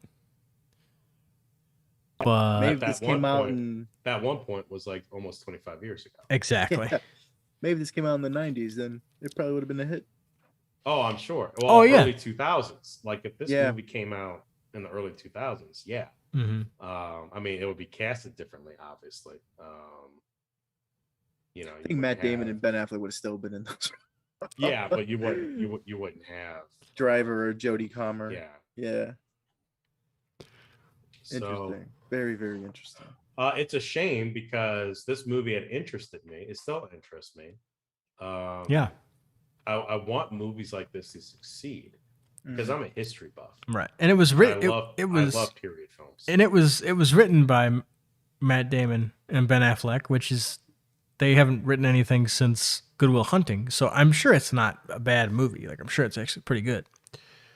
Yeah, I mean, everyone's saying this is a great movie, and if you look at the reviews on Rotten Tomatoes, the audience scores and the critic scores are all pretty high. Nice. The problem is that no one's flooding going theaters to see it. Yeah, and that's what that's the thing that can kill a movie too. Right. It's like it could be like I was saying earlier, you could have a great movie, you know, but if no one goes to see it, you know, it's not. Is that do well. so? Is that the so on paper or whatever? Technically, maybe not technically. Is that the fault of the marketing department then? So it could be. I mean, you could attribute it to marketing and advertising, but it's also programming. It's scheduling. Again, going back to Disney and their slate, right? Look at the movies that the other films, The Last Duel, have to compete with, and it's debuting. Yeah. It's competing against Dune. It's competing against No Time to Die. It's competing against Halloween Kills. And what month is this? October. People are going to go watch Halloween because it's Halloween. And Venom, yeah. Literally. Yeah. And Venom because it's Venom. You know, people are going to go see that. Now, I mean, looking at this, the Addams Family 2 made more money than The Last Duel. Yeah. Well, the kids need something to watch. You know, but I'm just saying, you know, do you think I think it was bad scheduling. I think if they released this in a different month, different time of the year, I think it would have done better. Even I was gonna ask if this would do better in Christmas, but I was even coming out. No, I was even gonna say just push it a month, just put it in November, and I think it does way better. I think it'll be a good Thanksgiving film. You know, and then at that point, it's competing against Ghostbusters. Give thanks that we don't do duels anymore. Yeah, right. You got Eternals coming out next month. You've got Ghostbusters Afterlife coming out next month. Ghostbusters. But yeah, if they were to, if they released this on Christmas, they would have killed the movie. Because it's now you're competing against Spiderman, you're competing against The Matrix, you're competing against what else is coming out Christmas? What is coming out? I don't know. That's a good question. Matrix and Spider-Man really just took up the month. Yeah, right. I mean, those are on the head right now. Those are going to be the winners for sure. But I mean, yeah, The Last Duel ain't gonna do shit against The Matrix. The King's Man, December. Oh yes. And Guillermo del Toro's Nightmare Alley is December 17th. Oh, all right. I feel I don't know how well the Nightmare Alley is gonna do. Yeah, the two big juggernauts are Matrix and Spider-Man. So Yeah, they're gonna come take But, all the yeah. money. I think it was an error in scheduling Yep. in releasing the film. Well, I think Thanksgiving weekend would have been a good one, but they may have already had other movies set for release. True. exactly. Well, I think that's gonna be the show for tonight, just because I don't have my comfy chair, and so You've been on a stool I- for this. No, that's good because I've I been have sitting not on a eaten stool. one thing today. all right. I know we were gonna talk about Yes. that. We were gonna talk about the Alec Baldwin thing. We can talk about that on Sunday. We'll talk about that on Sunday. I think Yeah. that story is still evolving. I think so. We'll have Yeah. more to talk about then. I want to thank everybody for joining us as we came back. We did another show. We're not gone. I was just moving. So, yeah. What's up? Are we having a Halloween show? Are we having a show on Halloween Sunday? Yeah, I guess that'd be Sunday, Halloween, right? Yeah, Sunday's Halloween. Yeah. I have a costume. I have a costume here. Mhm. Oh, nice. I don't have a costume. I might pull out something. I got a costume. I give you 3 guesses to what I'm dressing up as. Yep. Is that really Spider-Man? Are Yep. you- Yeah, straight up. That's awesome. I got it, man. I'm gonna put it on. Maybe I'll wear a holiday appropriate T-shirt. I don't know. Yeah, right. Yeah. Kind of like a Halloween sweater. Get a Halloween Christmas sweater. Ghostbusters. Oh, T-shirts and I already have that. Yeah. It's like, oh yeah, Ghostbusters T-shirt. You know? it's my weekend wear. Come on, guys, come on. Yeah, God, come on. Let's go. got a proton package store. Yeah, I got some yummy mac and cheese upstairs that I'm gonna destroy. I had half of it. I had half of it for lunch, and I'm gonna get the rest of it now.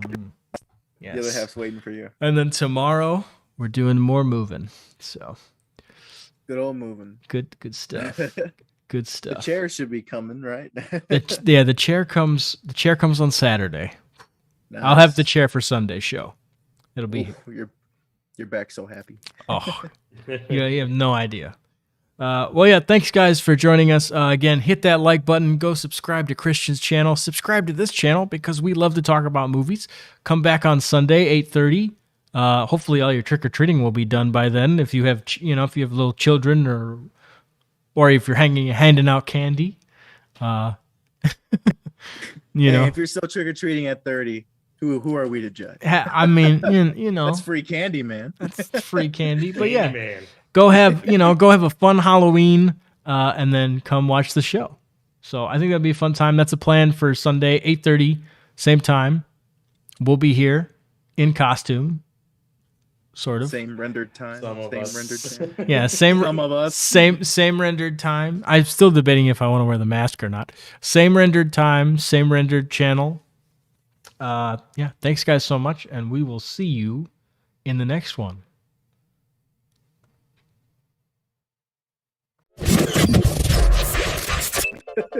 Just keep waving, even though they can't see me anymore. I'm just gonna keep Are we, waving my hold hand. on. Are we live? Are we live? Are we still live?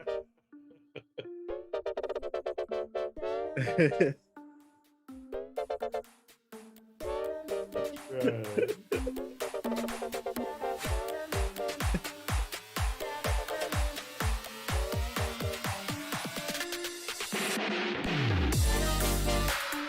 Like it.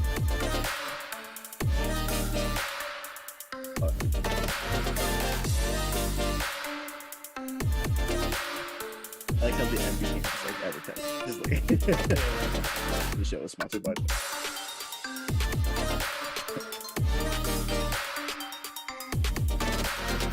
We should do that for Christmas.